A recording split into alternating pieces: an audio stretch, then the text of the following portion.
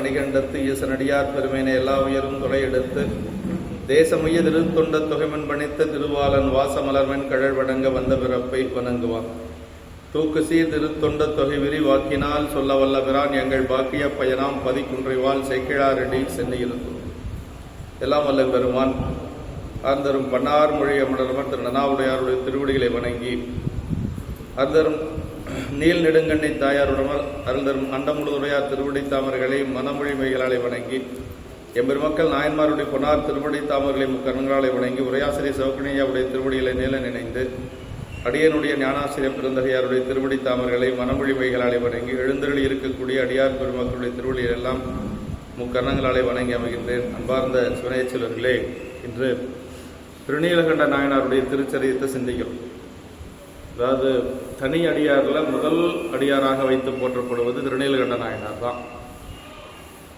ஏன்னா இறைவன் அடியெடுத்து கொடுக்கின்ற பொழுது நம்பிகளுக்கு ஆரூர் பெருமான் தில்லைவால் அந்தர்ந்தம் அடியார்க்கும் அடியேன் என்று சொல்லி அடியெடுத்து கொடுத்தார். நம்பிகளுடைய திருவாக்கிலிருந்து முதலாவதாக வந்த நாயனார் யாருன்னா திருநீலகண்ட நாயனார். 63 நாயன்மார்கள் இருந்தாலும் கூட முதலாக அவருடைய திருவாக்கிலே நின்ற ஒரு பெருமை திருநீலகண்ட நாயனார். அதாவது ஒரு நாயன்மாரை பாடித்தான் ஆகணும், இருந்தாலும் கூட அதில் முதன்மையாக வைத்து போற்றக்கூடிய நாயனார் திருநீலகண்ட நாயனார். அதுவும் என்னென்னா ஒரு சிறப்பு, நம்மளுடைய கோயில் என்று சொல்லக்கூடிய பெருமையுடைய தில்லையம்பதியில் அவதரித்த நாயனார். அது ஒரு பெரிய சிறப்பு. திருப்புலீச்சரம் என்று சொல்லக்கூடிய அந்த தெற்கு கோபுரத்துக்கு அருகில் இருக்கக்கூடிய அந்த திருப்புலீச்சர பெருமானை ஆன்மார்த்தமாக வழிபாடு செய்து கொண்டு வந்தவர் நம்முடைய திருநீலகண்ட நாயனார். அந்த அளவுக்கு திருநீலகண்ட நாயனாரை பற்றி சொல்லுகின்ற பொழுது நம்முடைய பட்டினத்தடிகளே 3 நாயன்மாருடைய தொண்டை தான் சொல்றார். வாளால் மகவறிந்து ஊட்ட வல்லே நல்லேன், மாது சொன்ன சூழால் இளமை துறக்க வல்லே நல்லேன், நாளாரில் கண்ணிடர்ந்த அப்ப வல்லே நல்லேன் என்று சொல்லி அதோட முடிச்சுக்கிறார். அப்படின்னா அது செய்ய யாராலே முடியாத ஒரு செயல். அந்த மாதிரி இளமை முதலாக முதுமை வரை, அது என்ன சொல்வார் அப்படின்னா சரியத்தில் வருதுங்க. அதாவது வளமளி இளமை நீங்கி வடிவொரு மூப்பு வந்து தளர்வோடு சாய்ந்தும் அன்பு தம்பிரான் கரத்து சாயார் அப்படின்றார். எத்தனை நாளைக்கு அப்படி இருந்தார் அப்படின்னா ஏதோ ஒரு வருஷமோ 2 வருஷமோ அப்படியெல்லாம் இல்லை. வளமளி இளமை நீங்கி வடிவுறு மூப்பு வந்து தளர்வோடு சாய்ந்தும், நிற்க முடியாது, கையில் கோல் இல்லைன்னா நிற்க முடியாது, தளர்வோடு சாய்ந்தும். ஆனால் அவரால் நிற்க முடியல, கையில் கோல் இல்லைன்னா நிற்க முடியாது, விழுந்துருவார். ஆனால் பெருமான் மீது வைத்திருந்த அன்பு கொஞ்சம் கூட குறையலே. அந்த உரைப்பு நமக்கு அடியார்களுக்கு வேணுங்க. என்னதான் நன்மைகள் தீமைகள் வந்தாலும் கூட இறைவன் மேலே இருக்கக்கூடிய அன்பு கொஞ்சம் கூட குறையும். அதுதான் நாயனாருடைய திருச்சரீரத்தில் நம்ம உணர்ந்து கொள்ள வேண்டிய ஒரு பண்பு. அன்பு தம்பிரான் திறத்து சாயார் அப்படின்னா பெருமான் இடத்தில் இருக்கக்கூடிய அன்பு குறையவே கூடாது. அது நாயனாருடைய திருச்சரீரம் தான் நமக்கு சான்றாக இருக்கக்கூடியது. அது எத்தனை ஆண்டு காலம், கிட்டத்தட்ட 20 வயதிலிருந்து ஒரு 80-85 வயசு வரைக்கும் அவர் அந்த விரதத்தை கடைபிடித்து வாழ்ந்திருக்கிறார். அதனால திருநீலகண்ட நாயனார் அப்படிங்கிறது திருநீலகண்டம் திருநீலகண்டம் திருநீலகண்டன் எப்படி நம்ம அஞ்செழுத்தை சொல்றோமோ அது மாதிரி. பசங்க உட்காந்துட்டாங்க அப்படி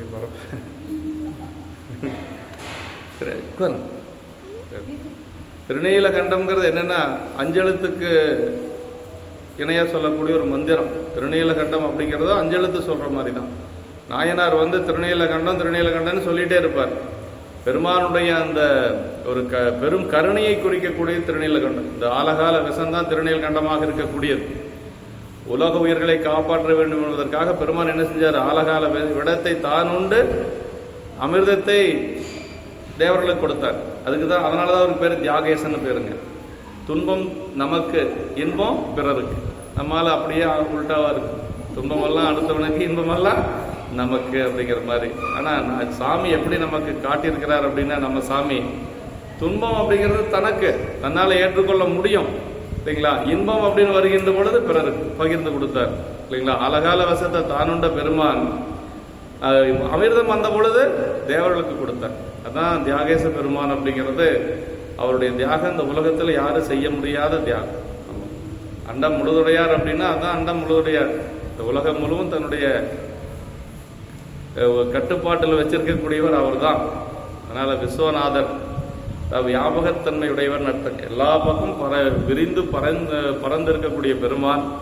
அந்த திருநீலகண்டத்தையே அவர் மெய்ப்பொருளாக கொண்டிருந்ததுனால திருநீலகண்ட நாயனார். அவருடைய பெயர் என்னன்னு தெரியல, இயற்பெயர் என்னன்னு தெரியல. திருநீலகண்டத்து குயவனார் அப்படிங்கிறது தான். ஒரு வேட்கோவர் என்று சொல்லக்கூடிய குலம், அதாவது குயவனார் அப்படின்னு சொல்லுவோம். மண்பாண்டங்கள் செய்யக்கூடிய ஒரு குலத்திலே அவதரித்தவர். திருநீலகண்டத்து குயவனார் கடியேன் அப்படிங்கிறது நமக்கு திருத்தொண்ட தொகையில் சொல்லக்கூடியது. திருநீலகண்டம் என்ற பெயரையே தமது பெயராக கூடியவரும் குயவர் குலத்திலே வந்தவருமாகிய பெரியார் என்று சொல்லி, இது அவருக்கு உலக வழக்கில் வழங்கிய காரணப்பேராதலின். அதனால் அதை விளக்குவதற்கு கண்டத்து திருநீலகண்டத்து குயவனார் என்று சொல்லி சொல்றாருங்க. நாயனாரது இயற்பெயர் வேறு, அது நமக்கு நூலில் குறிப்பிடலை. முதல் நூல்ல இல்லை, அதே மாதிரி வகை நூல்ல இல்லை, விரி நூல்ல இல்லை. திருநீலகண்ட குயவனார் அப்படிங்கிறது மட்டும்தான் இருக்கு.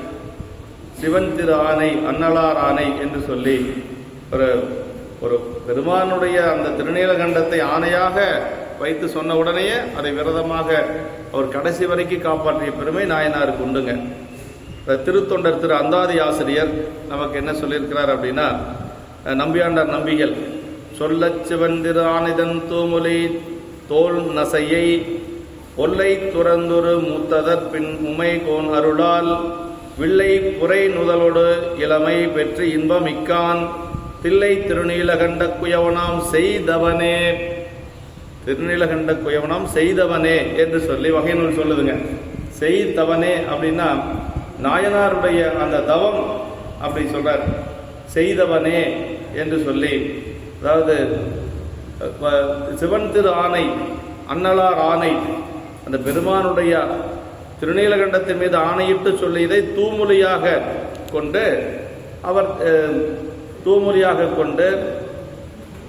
ஆணை கேட்டவுடன் திரு ஆணை உயித்த வகையாலே மூப்பு வருங்காலம் மனைவியின் இன்பத்தையே அன்றி வேறு எந்த மாதிரியின் ஆசை நினைவையும் தொடர்ந்தனர். மனைவியோடு மட்டுமல்லாது எந்த ஒரு பெண்ணோடையும் அவர் ஆசை இல்லை. அதான் அவர் மற்ற மாதராதம்மை எந்தன் மனத்தினும் தீண்டேன் என்றார். மனைவி மட்டுமல்ல, எம்மை தீண்டுவீராயின் திருநீலகண்டம் அப்படின்னு அம்மா சொன்னதுனால அதையே ஆணையாக கொண்டு மற்ற பெண்களையும் அவர் தீண்டலை, மனதாலே நினைக்கல அப்படிங்கிறது தான் இந்த சரீரத்துடைய முக்கியமான ஒரு இதுங்க. அதாவது ஆதியார் நீலகண்டத்து அளவுதாம் கொண்ட ஆர்வம் பேதிய ஆணை கேட்டு பெரியவர் பெயர்ந்து நீங்கினார். இந்த பெரியவர் அப்படிங்கிறது இந்த இடத்துல தான் வருதுங்க. அதாவது புராணத்தினுடைய பெயர் என்னன்னா, சேக்கிழார் பெருமான் சொல்றது திருத்தொன்று புராணம் தான், சரிங்களா? சரி, பெரிய புராணம்ங்கிறது பின்னாடி வந்தவங்க சொன்னதுதான் பெரிய புராணம். ஆனா இந்த முதல் சரீரத்திலே பெரியவர் அப்படின்னு சொல்றார். பெரியவர்னா என்ன? செயற்கரிய செய்வர் பெரியர், செயற்கரிய சிறிய செயற்கரிய செய்கலாதார் அப்படின்னார். பெரியவர் அப்படின்னா அவர்கள் செய்த செயலின் மூலமாக அவர்கள் பெரியவர்கள். பாடல் எண்ணிக்கைன்னு பார்த்தா 4286 பாட்டு தான் பெரிய புராணம். கந்தபுராணம் 10,200 பாட்டுக்கு மேலே. கம்பராமாயணம் அது 10,500 பாட்டுக்கு மேலே. ஆனால் அதெல்லாம் பெரிய புராணம் கிடையாது. 4,286 பாடல் இருக்கக்கூடிய இந்த நூல் தான் பெரிய புராணம்ன்றது. அப்படின்னா பாடலுடைய எண்ணிக்கையால் பெரிய புராணம் கிடையாதுங்க, செயற்கரிய செயல் செய்ததுனால பெரிய புராணம். அதுதான் இந்த சரீரத்தில் சொல்றார். ஆதியார் நீலகண்டத்து அளவுதாம் கொண்ட ஆர்வம் பேதிய ஆணை கேட்டு பெரியவர் பெயர்ந்து நீங்கினார். வாரியார் சாமி அருமையாக அதுக்கு விளக்குதல் பாடல் வருது, பின்னாடி பார்ப்போம். பெயர்ந்து நீங்குதல் அப்படின்னா ரெண்டு ஒரே பொருள் தான். ஒரே பொருளை குறிக்கக்கூடிய ஒரு சொல், ரெண்டு சொல் பெரிய புராணத்தில் வருதுன்னா அங்கே ஏதோ இருக்குதுன்னு அர்த்தம். வாரியார் சாமி எல்லாம் என்ன சொல்லுவார் அப்படின்னா, மனதாலும் நீங்கினார் உடலாலும் நீங்கினார் அப்படின்னு. அது பெயர்ந்து நீங்கி அப்படிங்கிறது. அதனால தான் அவர் பெரியவர் அப்படின்னு சொல்லி இந்த சரீரத்திலே சொல்றார். பெரியவர் பெயர்ந்து நீங்கி ஏதிலார் போல நோக்கி எம்மையும் என்றதுனாலே. ஏதிலார்னா அயலாரை போல. ஒரு மனைவி எப்படி சொன்னாங்கன்னா ஒரு அயலாரை போல சொன்னதுனால ஏதிலார் போல நீக்கி எம்மையும் என்றதுனால. எம்மை அப்படின்னா பன்மைங்க, என்னை அப்படின்னா ஒருமை, என்ன மட்டும் அர்த்தம். எம்மை அப்படின்னா எந்த ஒரு பெண்ணையும். அதான் ஏதிலார் போல நோக்கி எம்மையும் என்றதனாலே மற்ற மாதரார் அம்மை எந்த மனத்தினும் தீண்டேன் என்றார் சொல்லி அந்த பாட்டில் வரும். அது மாதிரி இங்கே அதையவே கடைசி வரைக்கும் மூப்பு வருகின்ற வரைக்கும் கடைபிடித்து ஒழுகிய பெருமை நம்முடைய திருநீலகண்ட நாயனாருக்கு உண்டு என்று சொல்லி, அப்படிப்பட்டவர் அவர் அந்த இன்பத்தை அன்று வேறு எந்த மாதிரி ஆசை நினைவையும் துறந்தனர் எனவும் திருவருளால் மீளவும் இளமை பெற்றனர் எனவும் அவர் தில்லையில் வாழ்ந்தனர் எனவும் சரிதம் குறித்தது. அதாவது நம்மளுடைய ஒரு இது என்னன்னா, ஒரு முறை இளமை போயாச்சு அப்படின்னா யாருக்கும் மீண்டும் அந்த இளமை வராது. ஆனால் அப்படி மீண்டும் இளமை பெற்ற ஒரே ஒரு நாயன்மார் யாருன்னா திருநீலகண்ட நாயனார் தான். அந்த குளத்தில் போய் முழுகி எந்திருக்கிற பொழுது பழைய இளமையோடு வந்தார். போனது காசு பணம் போனால் சம்பாரிச்சுக்கலாம், ஆனால் அந்த இளமை அப்படிங்கிறது போயிடுச்சுன்னா மீண்டும் வராது இல்லைங்களா? அதான் ஆங்கிலத்தில் கூட சொல்லுவாங்க, காலம் போனது தான் மீண்டும் தெரியும். Time is wait for no man அப்படின்னு சொல்லி ஆங்கிலத்தில் ஒரு பழமொழி சொல்லுவாங்க. காலம் நமக்காக என்னைக்கும் காத்திருக்காரு. அது மாதிரி இளமை அப்படிங்கிறது ஒன்ஸ் போயிடுச்சுன்னா மறுபடியும் வராது. ஆனால் திரும்ப பெற்ற ஒரே நாயனார் யாருன்னா திருநீலகண்ட குயவனார் தான். மீண்டும் இளமை பெற்றார் அப்படிங்கிறது தான். அது எப்படிப்பட்டவர்? செய்தவனே அப்படின்னா நல்ல தவங்கள் செய்தவர் என்று சொல்லி சொல்றாரு. செய்தவனே நல்ல தவமுடையவர் என்று சொல்லி சொல்றார். வேதியர் தில்லை அந்த அடுத்து நமக்கு பெரிய புராணத்தில் முதல் பாட்டு, வேதியர் தில்லை மூதூர் வேட்கோவர் குலத்து வந்தார் மாதொரு பாகம் நோக்கி மல்கு சிற்றம்பலத்தே ஆதியும் முடிவும் இல்லா அற்புத தனி கூத்தாடும் நாதனார் கடல்கள் வாழ்த்தி வழிபடு நலத்தின் மிக்கார். அதாவது முதல்ல அவருடைய குலத்தை சொல்றார். வேட்கோவர் குலம், திருநீலகண்ட குயவனார் அப்படிங்கிறது குயவனார் வேட்கோவர் எல்லாம் ஒரே இதுதான். வேட்கோவர் குலம் அப்படின்னு பெரிய புராணத்தில் நமக்கு சொல்லுது. அந்த திருநீலகண்ட குயவனாரை சொல்லுகின்ற பொழுது வேதியர் தில்லை மூதூர் வேட்கோவர் குலத்து வந்தார் அப்படின்னா அதாவது அவர் அந்தணர்கள் வாழ்கின்ற தில்லை என்கின்ற தொல்பெரும் பதியில அவதரித்தவர் அப்படின்னா வேதியர் தில்லை தில்லை அப்படின்னாவே என்னன்னா வேதியர் தில்லை அப்படின்னு சொல்லி சொல்றார் சேக்கிழ பெருமான். தில்லைனாவே 3000 அந்தணர்கள் தான் நமக்கு முதல்ல நினைவுக்கு வரணும். அப்புறம் தான் கோத்த பெருமானே. 3000 அந்தணர்கள்ல அவரும் ஒருவர். அதனால தில்லை வேதியர் தில்லை மூதூர் வேட்கோவர் குலத்து வந்தார். அந்த வேட்கோவர் குலம் என்று சொல்லக்கூடிய குயவனார் குலத்தில் அவதரித்தவர் நாயனார் அப்படின்னாரு. மாதொரு பாக நோக்கி மல்கு சிற்றம்பலத்தே ஆதியும் முடிவும் இல்ல அற்புதத்தனை கூத்தாடும் அப்படின்னாரு. மாதொரு என்ன சொன்னார் அப்படின்னா, உமையம்மையார் அமர்ந்த ஒரு பாகத்தை நோக்கி கொண்டு நிறைந்த திருச்சிற்றம்பலத்தின் இடமாக நின்று ஆதியும் அந்தமும் இல்லாத அற்புத தனி கூத்தினை ஆடுகின்ற இறைவனது திருவடிகளையே போற்றி வழிபட்டு வருகின்ற நல்லொழுக்கத்திலே தலை சிறந்தவர் அப்படின்னார். எப்படி பாரு, ஏன்னா பின்னாடி சொல்ல போறாரு. அதாவது இளமை மீதோரை இன்பத்துறையில் எளியரானார், ஆனா நல்லொழுக்கத்திலே தலைப்பட்டவர் அப்படின்னு சொல்லி சொல்றாருங்க. முதல் பாட்டிலேயே சொல்றார். தில்லை திருநீலகண்ட குயவனார் நாதனார் கடல்கள் வாழ்த்தி வழிபடு நலத்தின் மிக்கார் என்று சொல்லி கூத்த பெருமானுடைய திருவடிகளை வணங்கக்கூடிய அந்த நலத்திலே நல்லொழுக்கத்திலே சிறந்து விளங்கியவர் நாயனார் என்று சொல்லி முதல் பாட்டில் நமக்கு சொல்றாருங்க. அதுல நமக்கு விளக்க உரையில வேதியர் தில்லை முதல் நாயனாரின் சரிதத்திற்குரிய நாட்டு சிறப்பு, நகர சிறப்பு, அதன் குடிச்சிறப்பு உரைத்ததுடன் முன் புராணத்தில் கூறிய பொருளை தொடர்ந்து கொண்டு அந்த வேதியர் என்று, ஏன்னா இதுக்கு முன்னாடி புராணம் என்ன நமக்கு தில்லைவாழ் அந்தணர்கள் புராணம் இல்லைங்களா, அவைகளையும் தொடர்புபடுத்தி முதல் பாட்டில் சொல்றார். மூதூர் அப்படின்னா ரொம்ப பழம்பதின்னு அர்த்தங்க. தில்லை அதாவது 2 பதி நமக்கு சைவத்தில் ரொம்ப பழமையான தொன்மையான பதி, திருவாரூரும் தில்லையுங்க. ஆமாம், திருவாரூர் முந்தியா தில்லை முந்தியான்னு நமக்கு சொல்லவே முடியாது. 2மே முந்தி தான்.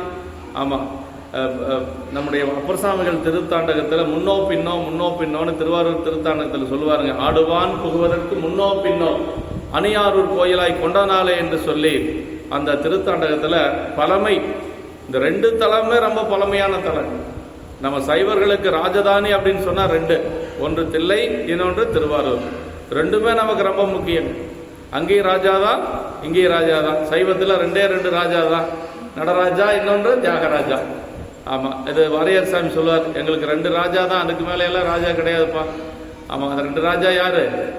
இல்லை, நடராஜ பெருமானும் தியாகராஜ பெருமானும் தான். 2 ராஜா தான். அதனால இங்கேயும் போகணும் அங்கேயும் போகணுங்க. நம்ம முதல் நூல் கொடுத்தது ஆரூர் பெருமான் தியாகராஜா, அப்புறம் வகை நூல் விரி நூல் கொடுத்தது கூத்த பெருமான் நடராஜா.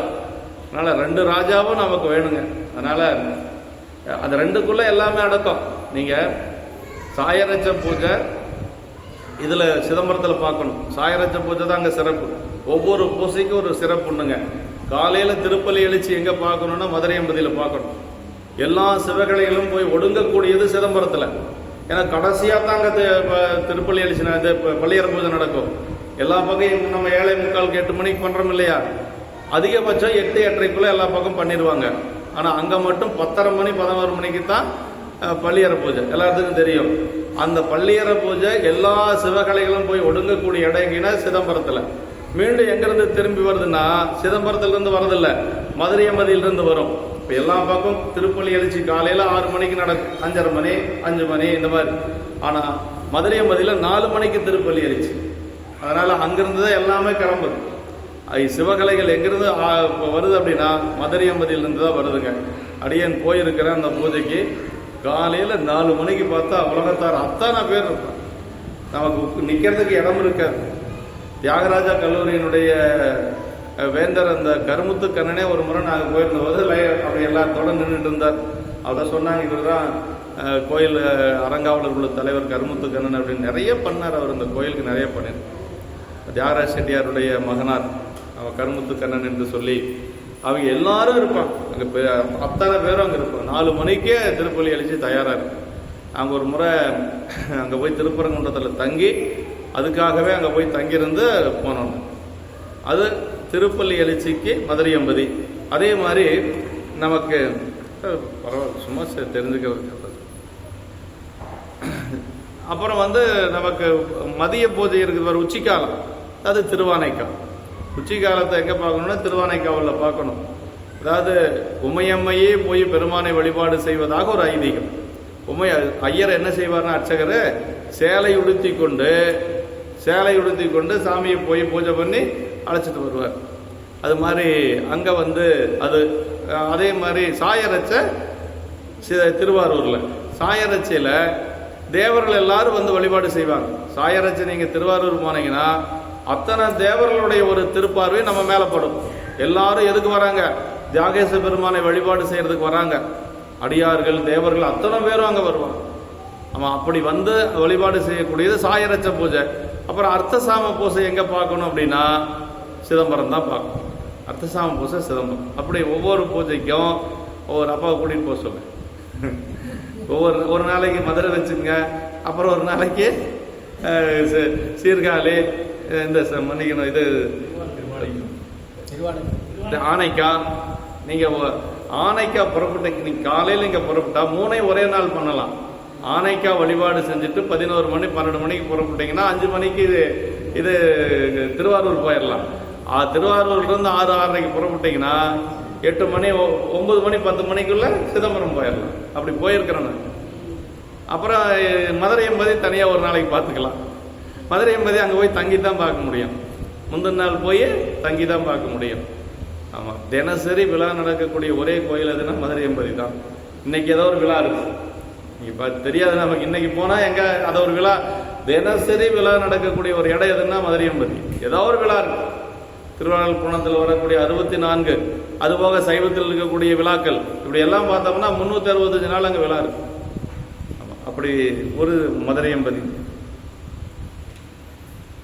அந்த பாட்டு, ஒருவனாய் உலகேத்தன் நின்றனாலோ ஓருருவே மூவுருவம் ஆனனாலோ கருவனாய் காலனை முன் காய்ந்த நாளோ காமனையும் கண்ணலால் விழித்த நாளோ மறுவனாய் மண்ணும் விண்ணும் தெரித்த நாளோ மான்மரிக்கு ஏந்தியோர் மாதோர் பாகம் திருவினால் சேர்வதற்கு முன்னோ பின்னோ திருவாரூர் கோயிலாய் கொண்ட நாளேன்னு சொல்லி உமையம்மை உங்க கூட சேர்றதுக்கு முன்னாடியே நீங்க இங்க வந்துட்டீங்களான்னு கேட்கிறாரு அப்பர் சாமி.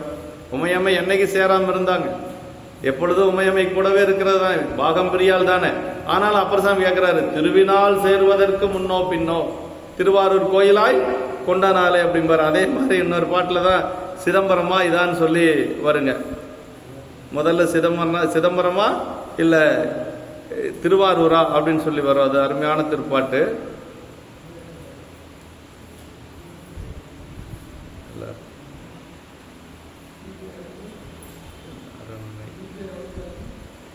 எத்தனாவது பாட்டுனா,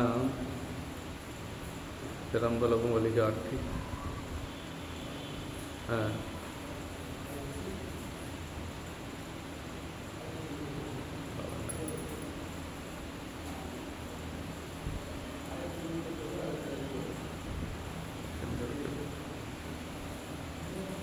ஆடுபாட்டு 2வது பாட்டிலே வந்துடுது.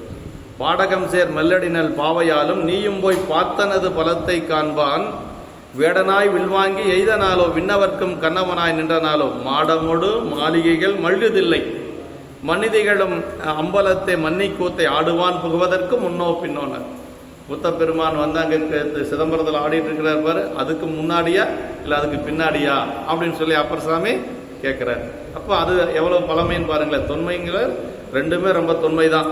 அப்படி மாடமுடும் மாளிகைகள் மல்குதில்லை மனிதர்களும் அம்பலத்தை மன்னிக்கூத்தை ஆடுவான் புகுவதற்கு முன்னோ பின்னோ அணியாரூர் கோயிலாய் கொண்ட நாள் என்று சொல்லி அவ்வளவு பழமையான பதி சைவத்தில் ரெண்டும் நமக்கு ராஜதானி. நமக்கு எது ராஜதானின்னா சிதம்பரமும் திருவாரூரும் தான். அன்னைக்கு சிதம்பரம் தானே போயிருந்தோம், நம்ம ரெண்டும் தானே பார்த்தோம். பரவாயில்ல, 2 ராஜதானியும் பார்த்தாச்சு அந்த யாத்திரையில். அது ஒரு பெரிய சிறப்பு.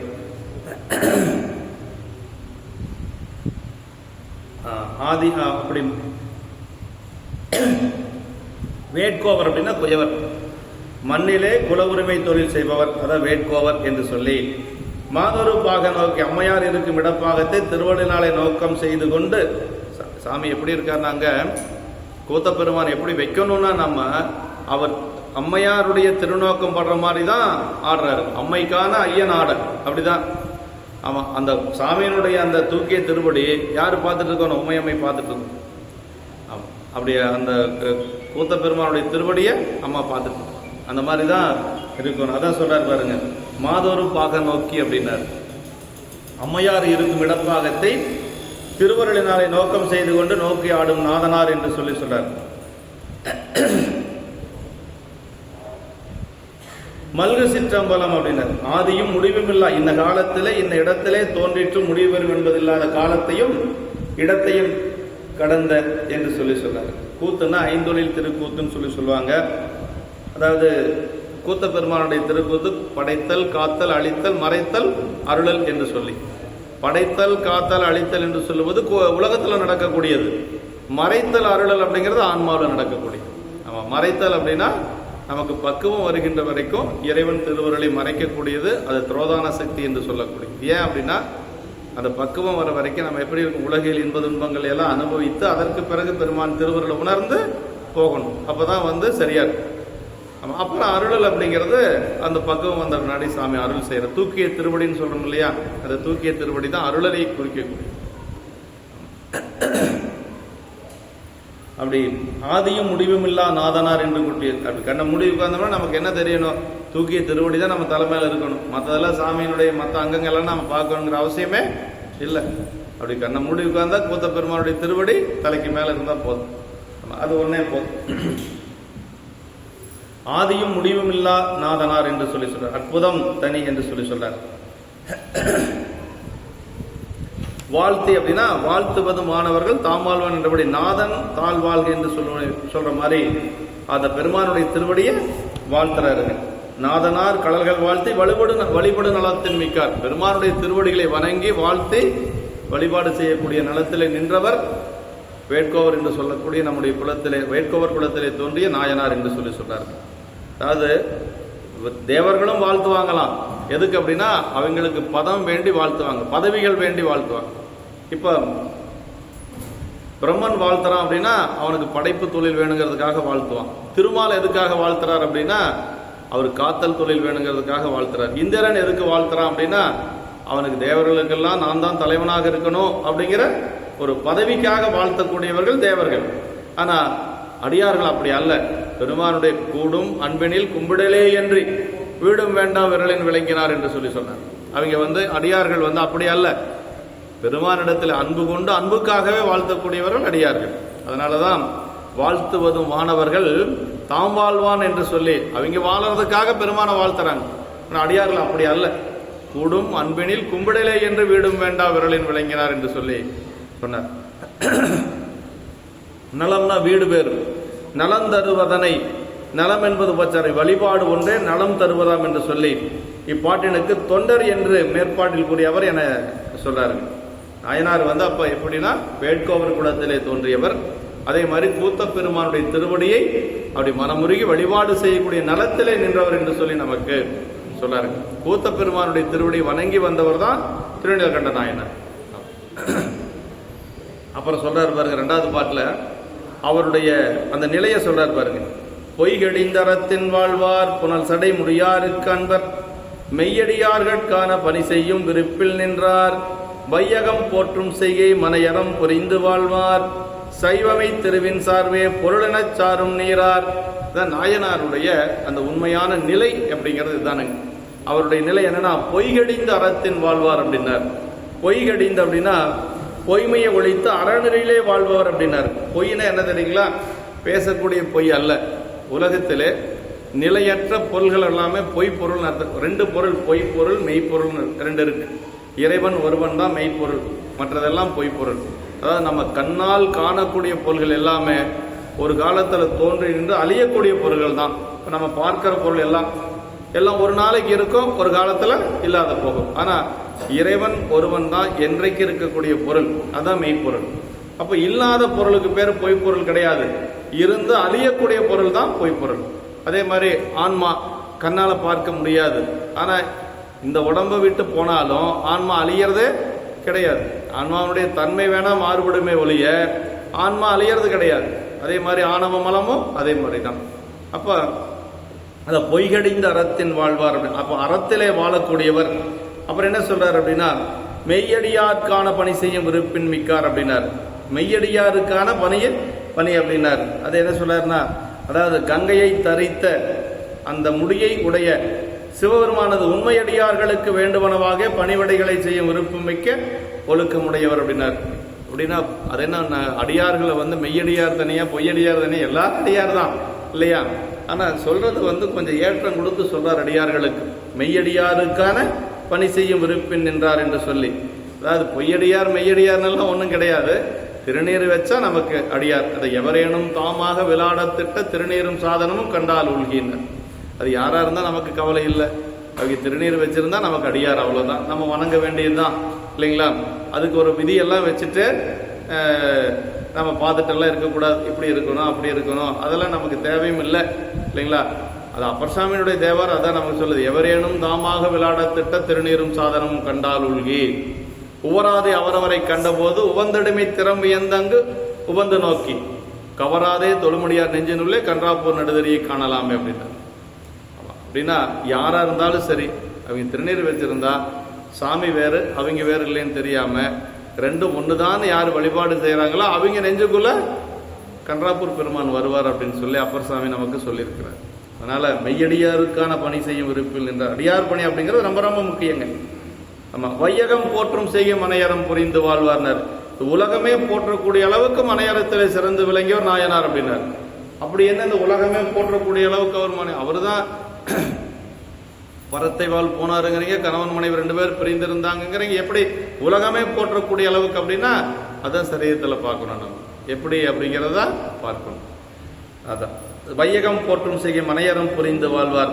சைவமை திருவின் சார்பே பொருளென சாரும் நிற. சைவமை திருனா உலகத்தின் உண்மை செல்வத்தின் சார்பே பொருளாவது என்று உணர்ந்து சார்ந்து ஒழுகும் தன்மையுடையவர். அப்படின்னா உலகத்தில் அழியாத பொருள் 4 பொருள் சொல்றாருங்க. என்னென்ன பொருள் தெரியுங்களா? திருநீர், கண்டிகை, அப்புறம் 5 எழுத்து, சடைமுடி. இதான் 4 பொருள் உலகத்தில் என்றைக்கு அழியாத பொருள். இந்த உலகம் அழிந்தாலும் கூட இது 4ம் இருக்கும். அதான் நிலையான பொருள். சைவமை திருவின் சார்பே பொருளெனச் சாரு நீரார். பொய்கடிந்த அறத்தின் வாழ்வார் அப்படின்னார். அப்புறம் அன்பராம் மெய்யடியாருக்கான பணி செய்யும் உண்மையடியார்கள், அன்பாகிய உண்மைத்தன்மையில் நிலை பெற்றவர்கள். பொய்யடியார் என்பது ஒன்று இல்லாமையின் அன்பர்மை என்பது இயல்பு குறித்து நின்றது என்று சொல்லி அவங்களுக்கு தேவையான பணிகளை எல்லாம் அடியார்களுக்கு இவர் என்ன பணி செஞ்சார்னா ஓடு கொடுத்து உதவினார். வேற ஒன்றும் இல்லை, அடியார்களுக்கு திருவோடு ஓடு கொடுத்து உதவினார். ஏன்னா நம்முடைய நாயன்மார்கள் பார்த்தீங்கன்னா அவங்க குலத்தை சார்ந்தே தொண்டு செஞ்சிருக்கிறார். இளையான்குடி மாறநாயனார் வேளாளர் குலத்தை சார்ந்தவர். அவர் என்ன செஞ்சாரு? வந்த அடியார்களுக்கு உணவு படைச்சாரு.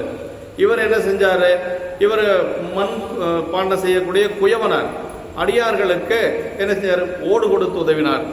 அதே மாதிரி நேச நாயனார்னு ஒரு நாயனார், அவரு என்னன்னா கைத்தறி நெசவாளர். அவர் நெசவாளராக இருந்ததுனால வர அடியார்களுக்கெல்லாம் ஆடை கொடுத்து உதவினார். சரி, இன்னொருத்தர் திருக்குறிப்பு தொண்ட நாயனார், அவர் ஏகாலியர் குலத்தை சார்ந்தவர், ஊர் வண்ணார். அவர் என்ன பண்ணாரு? அடியார்களுடைய துணியெல்லாம் அழுக்கேறி இருந்ததுன்னா அதை வாங்கி துவைச்சு காய வச்சு கொடுத்தார். அப்போ பணி செய்கிறது அப்படிங்கிறது எப்படி வேணாலும் செய்யலாம். திருநாளை போவர் என்ன பணி செஞ்சார்? அவர் புலையர் குலத்தை சார்ந்தவர். அதை கோரோசனம் என்று சொல்லக்கூடிய அந்த ஒரு மாட்டினுடைய உடம்பில் இருக்கக்கூடிய கோரோசனம், அதே மாதிரி தோலெல்லாம் வந்து இசைக்கருவிகளுக்கு எடுத்து கொடுத்தாரு. அந்த கோரோசனங்கிறத வந்து சாமியினுடைய அபிஷேகத்துக்கு எடுத்து கொடுத்தாரு. இப்படியெல்லாம் பணி செய்தவர்கள் நம்முடைய நாயன்மார்கள். ஆமாம், அப்படி அந்தந்த குலத்தில் இருந்தபடியே தொண்டு செஞ்சிருக்கிறார். என்ன முடியுமோ அதை செஞ்சா போதும். அப்போ நம்ம இதைத்தான் செய்யணும் அப்படிங்கிறதெல்லாம் இல்லை, இப்படியெல்லாம் தொண்டு செஞ்சிருக்கிறார். அன்பராம் மெய்யடியாருக்கான பணி என்று சொல்றார். அவன் வையகம் போற்றும் செய்கை மனையறம் உலகில் பெரியோர்கள் சிறந்தனை என்று கொள்ளும் விருந்தோம்பல் முதலிய செயல்களை செய்தற்குரியன இல்வாழ்க்கை என்று சொல்லி வையகம் போற்றும் செய்கை என்று சொல்றார். சைவமை திருவின் சார்பு அப்படின்னார். அதாவது சைவமை திருவின் சார்பை புறணன சாரும் நீரார் அப்படின்னார். சைவமை திரு அப்படிங்கிறது திருநீர், கண்டிகை, சடைமுடி, சீபஞ்சாக்கரம் என்று சொல்லி சொல்றாருங்க. இதை ஐந்தையும் வந்து பொருளாக கொண்டு வாழ்ந்தவர் நம்முடைய நாயனார் என்று சொல்றாருங்க. அஞ்செழுத்தும் திருநீரும் கண்டிகையும் பொருளாக கொண்ட நாயன்மார். காஞ்சி புராணத்தில் சிவஞான முனிவர் சொல்றாருங்க, நம்ம நாயன்மார்களுக்கு என்ன பொருள்னா அஞ்செழுத்து, திருநீர், கண்டிகை, இதுதான் நம்ம நாயன்மார்களுக்கு பொருள். அஞ்செழுத்து ரொம்ப முக்கியம் இல்லைங்களா? திருநீர் இடுகின்ற பொழுது கூட அஞ்செழுத்தை சொல்லித்தான் இடணும், வெறுமனே திருநீர் இடக்கூடாது. திருக்கையிலை குன்றுடையான் திருநீர் அஞ்செழுத்தை ஓதி கொடுத்தார் அப்படின்னா, நாவுக்கரசு பெருமானுக்கு முதலாக திலகவதி அம்மா திருநீர் கொடுக்கின்ற பொழுது அஞ்செழுத்தை சொல்லி கொடுத்தாங்க. திருநீர் கொடுக்கின்ற பொழுது சிவாய நமன்னு நம்ம சொல்லி கொடுக்கணும். வாங்குறவங்களும் அதே மாதிரி சிவாய நமன்னு சொல்லி பூசிக்கணும்.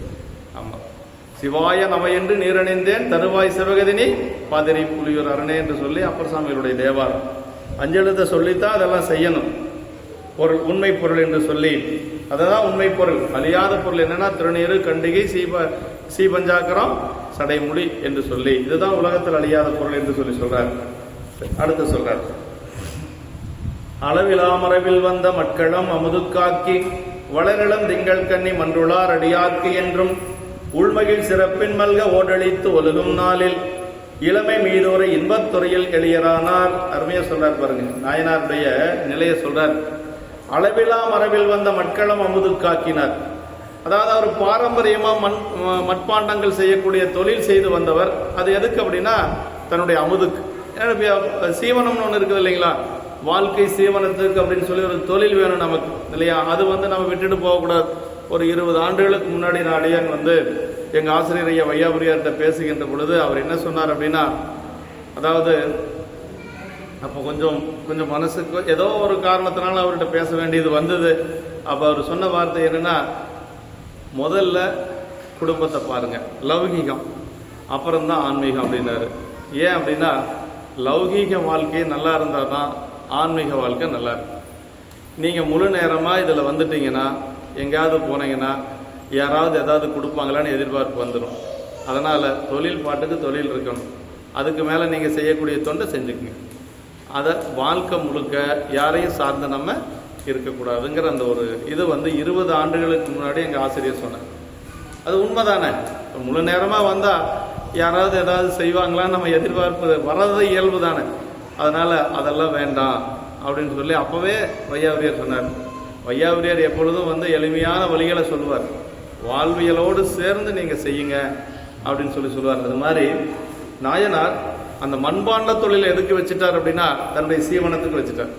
அந்த மண்பாண்டங்கள் எல்லாம் செய்து விற்று அவருடைய குடும்பத்தை அவர் பார்த்துட்டார். அப்புறம் என்ன சொல்றார் அப்படின்னா, அந்த பரம்பரையில் நமது மரபு வழியை நின்று செய்து வந்த தொழிலே செய்யும் மட்கணங்களை தமது இல்வாழ்க்கையின் சீவனத்துக்கு ஆகிய அளவில் மட்டுமே ஆக்கிக் கொண்டு வளர்பிறை அணிந்த இறைவனடியார்கள் வேண்டிய வழிபாத்திரங்களை அவர்கள் எப்போதும் மகிழ்ந்து கொள்ளும்படி நிறைய கொடுத்து, அவர் மண்பாண்டம் செய்யக்கூடிய தொழில் இருந்ததுனால வழிபாத்திரம் என்று சொல்லக்கூடிய திருவோடு, அந்த திருவோட்டை அடியார்களுக்கு செய்து கொடுத்தார் என்று சொல்லி சொல்றாருங்க. உள்மகிழ் சிறப்பின் மல்க ஓடழைத்து ஒழுகும் நாளில். அப்புறம் என்ன சொல்றாருன்னா, இப்படி எல்லாம் வந்து கொண்டு இருக்கின்ற பொழுது அவருக்கு இளமை காலம், அது இளமை ஒரு 20 வயதுக்குள்ள இருந்தவர் நாயனார். இளமை மீதோர இன்பத்துறையில் எளியரானார் அப்படின்னார். அதாவது எவ்வளவு நாகரீகமா சொல்றாரு பாருங்க சேக்கடா பெருமாள். அப்படின்னா அவருக்கு வந்து கொஞ்சம் இன்பத்துறை என்று சொல்லக்கூடிய அந்த பெண்கள் பால் கொஞ்சம் விருப்பம் இருந்தது அப்படிங்கிறத மறைமுகமா சொல்றார். இன்பத்துறையில் எளியரானார். திருமணத்துக்கு பிறகும் கூட அப்படி இருந்திருக்கிறார். அது எப்படி அதிலிருந்து வெளியில வந்தார் அப்படிங்கிறதா நமக்கு முக்கியங்க. அதான் சொல்ல இளமை மீதூர, இளமையின் காரணமாக இன்பத்துறையில் எளியரானார் அப்படின்னு சொன்னார். அளவிலா மரபில் வந்த, அளவு காண முடியாத தொன்று தொட்டு வழங்கி வந்த மட்கள தொழில் அப்படின்னு தொன்று தொட்டு செய்து வராங்க. அந்த மட்கள தொழில் இவருடைய அப்பா, தாத்தா, தாத்தாவுடைய அப்பா இப்படி எல்லாம் மரபு வழியாக செய்து கொண்டு வந்தது.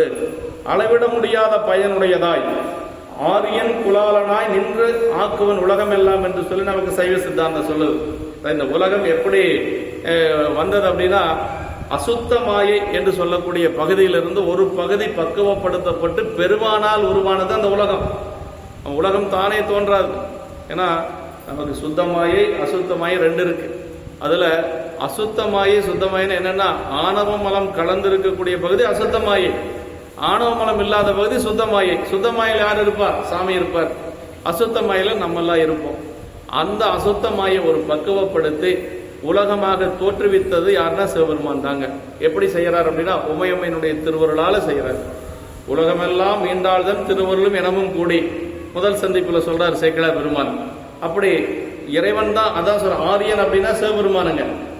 அவரு தான் இதெல்லாம் செய்யறார் அப்படின்னு சொல்றார். ஆரியன் குலாலனாய் நின்று ஆக்குவன் உலகம் எல்லாம். ஒரு குலாலன் எப்படி இந்த மண்பாண்டங்களை செய்கின்றானோ அது மாதிரி உலகத்தை தோற்றுவித்து நிலை நிறுத்துவது பெருமானுடைய திருவருள் தான். ஆமா, யாரு சம்ஹார கடவுளோ அவர் தான் சிருஷ்டி கடவுளுங்க.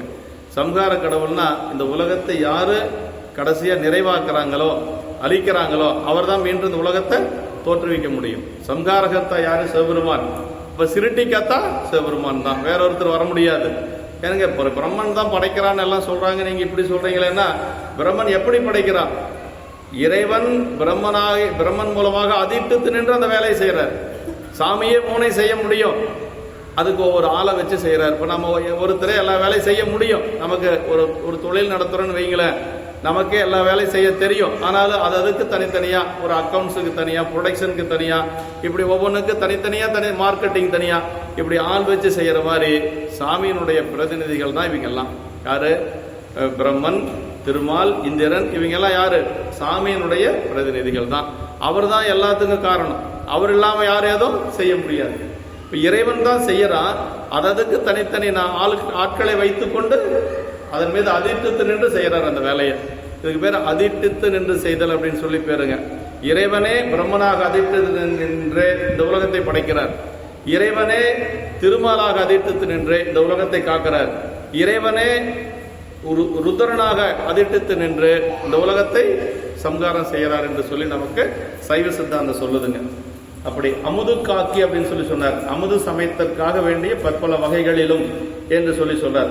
அடியாருக்கு, அதாவது அமுதுக்கு சீவனத்துக்காக மட்களங்களையும் அடியாருக்கு உதவ ஓடுகளையும் செய்து வந்தார் என்று சொல்லி, பழிப்பாத்திரம் முதலையும் செய்து வந்தார் என்று சொல்லி, தமது குலத்துக்குரிய அளவிலா மண்பாண்டங்களை சீவனார்த்தமாக வளைந்து என்பது ராமநாத செட்டியாருடைய உரை குறிப்பு என்று சொல்லி சொல்றார். வளர்களும் திங்கள் கண்ணி மன்றுளார் அப்படின்னு சொல்லி, அதாவது பெருமானுடைய அந்த பிறைச்சந்திரனை சுடிய பெருமானுடைய அடியார்களுக்கு என்று சொல்லி சொல்றார். மாதப்பிறை கன்னியானை என்று சொல்லி சொல்லுவது போல வளர்களும் திங்கள் கண்ணி மன்றுளார் என்று சொல்லி, இளமை மீதூர அப்படின்னு இளமை மீதூர பெற்றதனாலே என்று சொல்லி சொல்றார். இன்பத்துறைங்கிறது இங்கு சிற்றின்ப பகுதியாகிய காம செயல்களை குறித்து நின்றது என்று சொல்லி உரையாசிரியர் நமக்கு சொல்றார். எளியரானார்னா அது வலிமை பெற தாம் அதன் ஆட்சிக்குட்பட்டு எளியராக ஆயினார் என்று சொல்லி சொல்றார். இளமை மீதோர் என்பதற்கு கலிந்த இளமை போல கலிந்தே போகாது மீளவும் பெரும்படியாக. இளமை மீதோர் அப்படிங்கிறதுக்கு ஒரு பொருள் என்னன்னா, இப்ப நமக்கெல்லாம் இளமை போனதுதான், திரும்ப வர்றாது. ஆனா இவருக்கு போன இளமை மீண்டும் திரும்பி வரப்போகுது. அதனால இளமை மீதூர அப்படிங்கிற இந்த இடத்துல அது ஒரு காரணம் அப்படின்னு சொல்லி சொல்றாரு. அப்புறம் சரி, அவர் தான் அப்படின்னா அம்மா எப்படின்னு சொல்றாரு பாருங்க. திருநீலகண்ட நாயனருடைய அம்மாவை பத்தி சொல்லுகின்ற பொழுது, அதாவது வசிஷ்டருடைய மனைவி அருந்ததின்னு பேருங்க. அந்த அம்மா தான் கற்பிலே சிறந்தவள். அருந்ததிக்கு மேல இன்னொரு கற்புடைய பெண்ணை சொல்ல முடியாது. இப்ப திருமண சடங்குகள் எல்லாம் செய்யறாங்கன்னு வச்சுங்களேன், அம்மை மிதித்து அருந்ததி பார்க்கறதுன்னு ஒரு சடங்கு இருக்கு நம்மளதுல, இன்னும் இருக்குதுங்க. அம்மை மிதிக்கிறதுங்கிறது மெட்டி போடுறது கல் மேல வச்சு இல்லைங்களா. அப்புறம் அருந்ததி பார்க்கறது அப்படின்னா, வசிஷ்டருடைய மனைவி அருந்ததி நட்சத்திரமா வானத்துல இருக்கிறா. அந்த அருந்ததி தெரியுதான்னா என்ன சொல்லணும்? பெண்கள் தெரியுதுன்னு சொல்லணும். ஆமாம், தெரியுதா இல்லையா? தெரியுதுன்னு அதான் அம்மை மிதித்து அருந்ததி பார்க்கறதுங்கிறது. அருந்ததிக்கு மேலே இன்னொரு கற்புடைய பெண்ணை சொல்ல முடியாது. சேக்கிழார் பெருமான் அழகா சொல்றாரு, அருந்ததியை போல கற்பிழை சிறந்தவர் அப்படின்னாருங்க. அதாவது லட்சுமியை விட சிறந்த பெண்ணை இயற்பை நாயனார் பணத்தில் சொல்றார். என்ன சொல்றா, திருவினும் பெரியாள் அப்படின்பாருங்க. லட்சுமியை விட சிறந்த பெண் யாருன்னா இயற்பை நாயனாருடைய மனைவிங்கிறார். ஆனா அருந்ததிக்கு மேல இன்னொரு பெண்ணை கற்புக்கு சொல்ல முடியாது. அதனால அருந்ததி கற்பின் மிக்கார் அப்படின்னா அருந்ததியை விட கற்பின் மிக்கார்னு சொல்லலை. இந்த பாட்டு அதான் சொல்லுது. அவர் தங்கள் மனைவியாரும் அருந்ததி கற்பின் மிக்கார் ஓனங்கள் உய்ய ஐயர் பொங்கு நஞ்சுண்ணா யாம் செய் தவன் என்று தடுத்ததென்ன தகைந்துதான் தரித்ததென்று சிவனந்தை கண்டன் தன்னை திருநீலகண்டம் என்பார். எப்பொழுதும் திருநீலகண்டன் சொல்லிட்டே இருப்பார். இப்போ நம்ம எப்படி நமசிவாயா இல்லை சிவாய நமன்னு சொல்லிட்டே இருக்கிறோமோ, அந்த அஞ்செழுத்தை சொல்லுவதற்கு இணையானது திருநீலகண்டம் என்று சொல்லுவது. அந்த கொரோனா காலத்தில் சென்னை பையன் ஒரு வாய்ஸ் விட்டுருந்தார். என்னன்னா, திருநீலகண்ட பதிகத்தை பாடுங்க அப்படின்னு இருந்தார். அதாவது நம்மளுடைய துன்பம் நீங்கணும்னா, நம்முடைய வினைகள் நீங்கணும்னா, நமக்கு வரக்கூடிய துன்பங்களுக்கெல்லாம் காரணம் என்ன? நம்முடைய வினைகள் தான். அந்த வினை நீங்கிறதுக்கு ஒரே பதிகம் என்னன்னா திருநீலகண்ட பதிகம் தாங்க. அவ்வினைக்கு இவ்வினையாம் என்று சொல்லும் மகதேவி. ஆரம்பமே வினையில தான் ஆரம்பிக்கிறார். அவ்வினைக்கு இவ்வினையாம் என்று சொல்லும் மகதேவியர் உய்வினை நாடாதிருப்பது உந்தமக்கு ஊனமன்றே கைவினை செய்து எம்பிரான் கலல் போற்றதும் நாம் அடியோம் செய்வினை வந்தம்மை தீண்டப்பெற. என்ன செய்யணுமா? கைவினையே செய்யணும், அப்புறம் கலல் போற்றணும். அப்படின்னு என்ன அர்த்தம்னா, இங்க வந்தா நம்ம சாமிக்கு உழவாரப்பணி செய்யணும், அப்புறம் விளக்கு போடணும், அப்புறம் மலர் துண்டு செய்யணும், இதெல்லாம் கைவினை. அப்புறம் கலல் போற்றுதல் அப்படின்னா பதிகம் பாடுறதுங்க. வந்து உட்கார்ந்து என்ன செய்யணும்? பதிகம் பாடிட்டே இருக்கணும். பெருமானுக்கு ரொம்ப விரும்பி கேட்கறது பதிகம் தான் கேட்பாருங்க. அளப்பில கீதம் சொன்னாருக்கு அடிகள் தான் அருளுமாறேனார் அப்பர் சாமி. சாமி கிட்ட மட்டும் பாட்டு சொன்னோன்னு வச்சுக்கிங்களேன், தேவார திருவாசகத்தை பாடணும்னா என்ன கேட்டாலும் கொடுப்பாராம் பெருமான். அதான் சொல்றாரு, விளக்கினால் பெற்ற இன்பம் எழுப்பினால் பதிர்த்தியாகும் துளைக்கினன் மலதொடுத்தால் தூயவின் நேரலாகும் விளக்கிட்டார் பேரு சொல்லின் மெய்ஞரி ஞானமாகும் அளப்பில கீதம் சொன்னாருக்கு அடிகள் தான் அருளுமாறு என்ன. கோயிலில் வந்து உழவார பணி செஞ்சா அதை விட கோயிலை மெழுகுகின்ற பொழுது 10 மடங்கு பலன் அதிகமாக கிடைக்குமா. அப்புறம் நல்ல மலர்களை பறித்து பெருமானுக்கு சாற்றணும்னா விண்ணுலகத்தில் நமக்கு இடம் கிடைக்குமா. இங்கே மண்ணுலகத்திலிருந்து மேலே விண்ணுலகத்தில் இடம் கிடைக்குமா. அப்புறம் ஒரு தீபம் போட்டோன்னு வையுங்களேன், ஒரு தீபம் போட்டால் நல்ல ஞானம் கிடைக்கும் அப்படின்னு சொல்றாரு. அப்புறம் மீண்டும் சொல்றாரு, கீதம் பாடணும்னு வச்சுங்களேன், நம்ம தேவாரம் பாடணும்னு வச்சு தேவார திருவாசகம் பாடணும்னு வச்சுங்களேன், என்ன கிடைக்கும்? என்ன வேணாலும் கொடுப்பாரு பெருமாள். அதான் அளப்பில கீதம் சொன்னாருக்கு அடிகள் தாம் அருளுமாறே அப்படின்னாரு. அப்படின்னா இறைவனை விரும்பி கேட்டது நம்முடைய திருமுறைக்கு. வேண்டுதல் வேண்டாமை இல்லாதவன் சிவபெருமான். வள்ளுவ பெருமான் சொல்றாரு இல்லையா, அவனுக்கு வேண்டணுங்கிற அவசியமே கிடையாது. ஆனா சுந்தரர்கிட்ட கேட்கிறாரு, நமக்கும் அன்பின் பெருகிய சிறப்பின் மிக்க அச்சனை பாட்டேயாகும் ஆதலால் மண்மேல் நம்மை சொற்றமில் பாடுகின்றார் தூமரை பாடும் வாயால். சுந்தரர்கிட்ட நீ பாட்டு பாடுப்பா அப்படின்னு சொல்லியிருந்தா அவர் ஏதோ ஒரு வேதத்தை ஆகமத்தையும் பாடியிருப்பார். அவருக்கு எல்லாம் தெரியும், வேதம் தெரியும், ஆகமம் தெரியும், எல்லாம் தெரியும் சுந்தர். ஏன்னா சிவாச்சாரியர் மரபிலே வந்தவர் சுந்தரர். அதனால சாமி தெளிவா சொல்றாரு, சொற்றமில் பாடுகின்றார் தூமரை பாடும் வாயால். நீ வந்து உனக்கு எல்லாம் தெரியும், ஆனா தமிழால என்னை பாடு அப்படின்னாரு. அப்ப வேண்டுதல் வேண்டாமை இல்லாத சிவபெருமான் வேணும்னு கேட்கிறாரு. நான் என்ன கேட்கிறாரு? திருமுறை தான் கேட்கிறாரு. அப்ப நம்ம கோயில்ல என்ன பாடணும்னா திருமுறை தான் பாடணும், வேற எதுவும் பாடக்கூடாது. அதான் மற்ற நீ வன்மை பேசி வன்தொண்டன் என்னும் நாமம் பெற்றனை நமக்கும் அன்பின் பெருகிய சிறப்பின் மிக்க அர்ச்சனை பாட்டேயாகும். அர்ச்சனைன்னு என்னன்னா பெருமானை வாழ்த்தி பாடுவதுதான் அர்ச்சனை. சாமி ஒரு அர்ச்சனை பண்ணுங்க அப்படின்னு நம்ம சாமிக்கு தமிழும் தெரியும், வடமொழியும் தெரியும், ஏதோ ஒன்று சொல்லுவார்னு வச்சுங்க, அங்க இப்போ பேரை சொல்லுவாங்க, ஏதோ ஒன்று சொல்லுவாங்க, அவ்வளோதான். ஆனால் அர்ச்சனைன்னு என்னன்னா பாட்டு தான் அர்ச்சனை, தமிழ் பாட்டு தான் அர்ச்சனை. அதான் நமக்கும் அன்பின் பெருகிய சிறப்பு மிக்க அர்ச்சனை பாட்டேயாகும் அப்படின்னார். ஆதலால் மண்மேல் நம்மை சொற்றமில் பாடுகின்றார் தூமரை பாடும் வாயால்னு தடுத்தாட்பண்ட புராணத்தில் நம்ம பார்த்தோம் இல்லைங்களா. அது மாதிரி இந்த இடத்துல சிவனந்தை கண்டன் தந்தை திருநீலகண்டம் என்பார்னர். அப்படி தங்கள் மனைவியாரும் அருந்ததியின் மிக்க கற்பினை உடையராக பெற்றார். உலகம் உய்யும் பொருட்டு பாற்கடலில் பொங்கி எழுந்த விடத்தை இறைவன் அமுது செய்ய அது உள்ளே சென்று மறைந்து விடாமல் எமக்கெல்லாம் அறிகுறியாக விளங்கி இருக்கும்படி யாங்கள் செய்த தவப்பேறுதான் அம்மட்டில் நிற்கும்படி தடுத்ததோ என்று சொல்லும்படியாக இந்த கண்டமல்லவா அதனை தடுத்து தானே தரித்து நிற்கிறது என்ற கருத்தினாலே என்ன சொல்றாருங்க, சிவன் எந்தை கண்டம் தன்னை திருநீல கண்டம் என்பார் என்று சொல்லி, அப்படி சிவபெருமானாகிய எமது இறைவனது கழுத்தையே எப்போதும் எண்ணுபவராய் திருநீலகண்டம் என்று போற்றி வருகிறார் என்று சொல்லி, இப்போ திருநீலகண்டம் அப்படின்னு திருநீலகண்டன் சொன்னாலும் அஞ்செழுத்தை சொல்லுவதற்கு இணையான ஒரு மந்திரம் தான் திருநீலகண்டம் என்று சொல்லுவதும். அப்படி திருநீலகண்ட பதிகத்திலே நம்ம அதை பார்க்கிறோம் இல்லைங்களா.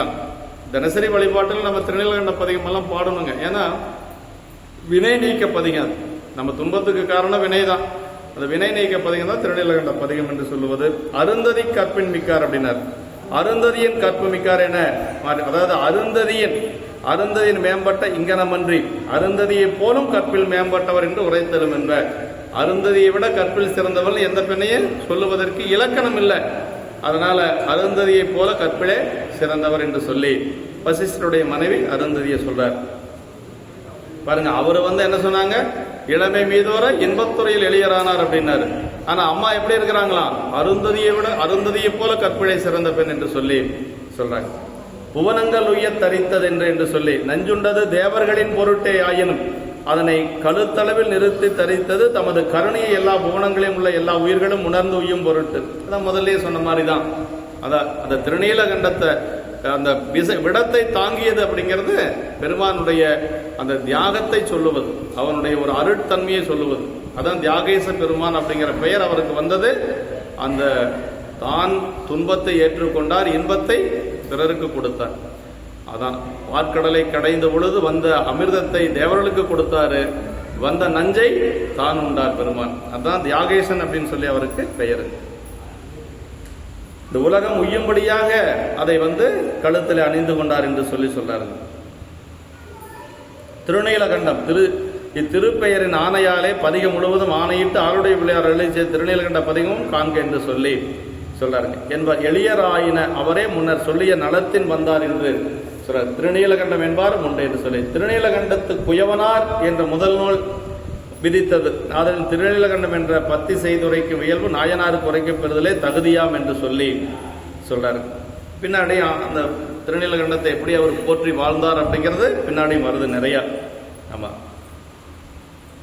நாயனார் திருநீலகண்டத்தில் பற்றுமிக்கு பயின்ற பண்பினாலே அன்றோ மனைவியார் அதனை கூறி ஆணையிட்டவுடன் அவருக்கு திருநீலகண்டத்தின் மேல அளவற்ற பற்று இருந்ததுனால தான் அம்மா என்ன சொன்னாங்க, அதை சொன்னா அவர் அதை போற்றி நிற்பார் அப்படின்னு அம்மாவுக்கு ஒரு நம்பிக்கை இருந்தது. திருநீலகண்டத்தின் மீது ஆணையிட்டு சொன்னதுனால தான் அவர் மற்ற பெண்களையும் பார்க்காம அவர் வாழ்ந்தார், வாழ்நாள் முழுக்க என்று சொல்லி. சிவன் எந்தை சிவனாக எந்தை நஞ்சுண்டதாலும் கழுத்தில் தரித்ததாலும் யாமெல்லாம் புலமாயினும் என்ற கருத்து தோன்றைக்கு சிவன் எந்தை என்று சொல்லி சொல்றாரு. சிவன் எந்தை சிவனாக எந்தை என்று சொல்லி சொல்றாரு. எவ்வுயிர்க்கும் எப்பொழுதும் நன்மையை செய்தலால் சிவன் என்று பேராசிரியர் திருநீலகண்டம் தேவர்கள் சாவா மருந்தாகிய அமுதம் பெற வேண்டி திருப்பார் கடலை கடைந்து அதுல மேருமலை தான் மத்தாக, வாசுகி என்று சொல்லக்கூடிய பாம்பு கயிறாக கடைந்தார்கள் என்று சொல்லி நமக்கு சொல்லும். அப்படி அந்த விஷம் பட்டு கருத்து போனவர் தான் திருமாலுங்க. திருமாலுடைய நிறம் வெண்ணிறமான நிறம். ஆனால் அந்த விடம் பட்டு கருத்து போனதுதான் திருமால் கருப்பானது. அதே மாதிரி காளியினுடைய நிலம் என்னன்னா நிறம் பொன்னிறமான நிறம், காளியினுடைய நிறம். அந்த விடம் பட்டு கருத்து போனதுதான் காளி கருத்ததுக்கு காரணம். எல்லாரும் அந்த விடம் பட்டவங்க எல்லாரும் கருத்த திருமேனி ஆனாங்க. ஆனா கையில கொண்டு வந்த சுந்தரருக்கு மட்டும் ஒன்னாகல. அதை உண்ட சிவபெருமானுக்கே கண்டம் கருத்தது. ஆனா கையில திரட்டி கொண்டு வந்த சுந்தரருக்கு ஒன்னாகல. அதுதான் ஆளாள சுந்தரருடைய பெருமை. பெருமானுடைய திருவருள் பெற்ற சுந்தரருக்கு அதுதான் பெருமை. ஆமா, அவருக்கு கை கருப்பாக இருக்கணும்ல, அப்படி நெல்லிக்காய் அளவு திரட்டி கொண்டு வந்தார்ல. ஆனா அவருக்கு ஒண்ணுமே ஆகலையே, அவருடைய கை அப்படி தாமரை போலதானே இப்ப இருந்தது. ஆமா, அதனால உண்ட சிவபெருமானுக்கே கண்டம் கருத்தது, அதை கொண்டு வந்த ஆளாள சுந்தரருக்கு ஒன்னாகல. அதனாலதான் அவருக்கு பேர் ஆளாள சுந்தரர் அப்படின்னு பேருங்க. ஆமா, மேல கைலாயத்தில் அவருக்கு பேர் ஆளாள சுந்தரர், மண்ணுலகத்தில் அவருக்கு பேரு நம்பி ஆரூரன், சிவபெருமான் வச்ச பேர் வன்தொண்டர். அப்புறம் மீண்டும் கைலாயத்துக்கு செல்லுகின்ற பொழுது ஆளாள சுந்தராக இருந்த சிவபெருமான் இந்த மண்ணுலகத்தில் நம்பி ஆரூராக அவதரித்து அதற்கு பிறகு மீண்டும் ஆளாள சுந்தரராகவே அங்கே போய் சேர்றார். அதான் பெரிய புராணம். பெரிய புராணத்தினுடைய ஆரம்பமும் சுந்தரர் தான், பெரிய புராணத்தினுடைய நிறைவும் சுந்தரர் தான். ஆமாம், கைலை டு கைலை அப்படிங்கிற மாதிரி அங்கிருந்து வந்தவர் மீண்டும் அங்கேயே போய் முடிக்கிறார். திருமலை சிறப்புல நமக்கு நம்பிகள் தான் பெரிய புராணம் ஆரம்பம். அதே மாதிரி வெள்ளானை சருக்கத்தில் நம்பிகள் அங்கே போய் சேருவதுதான் பெரிய புராணத்தினுடைய நிறைவு. அப்படி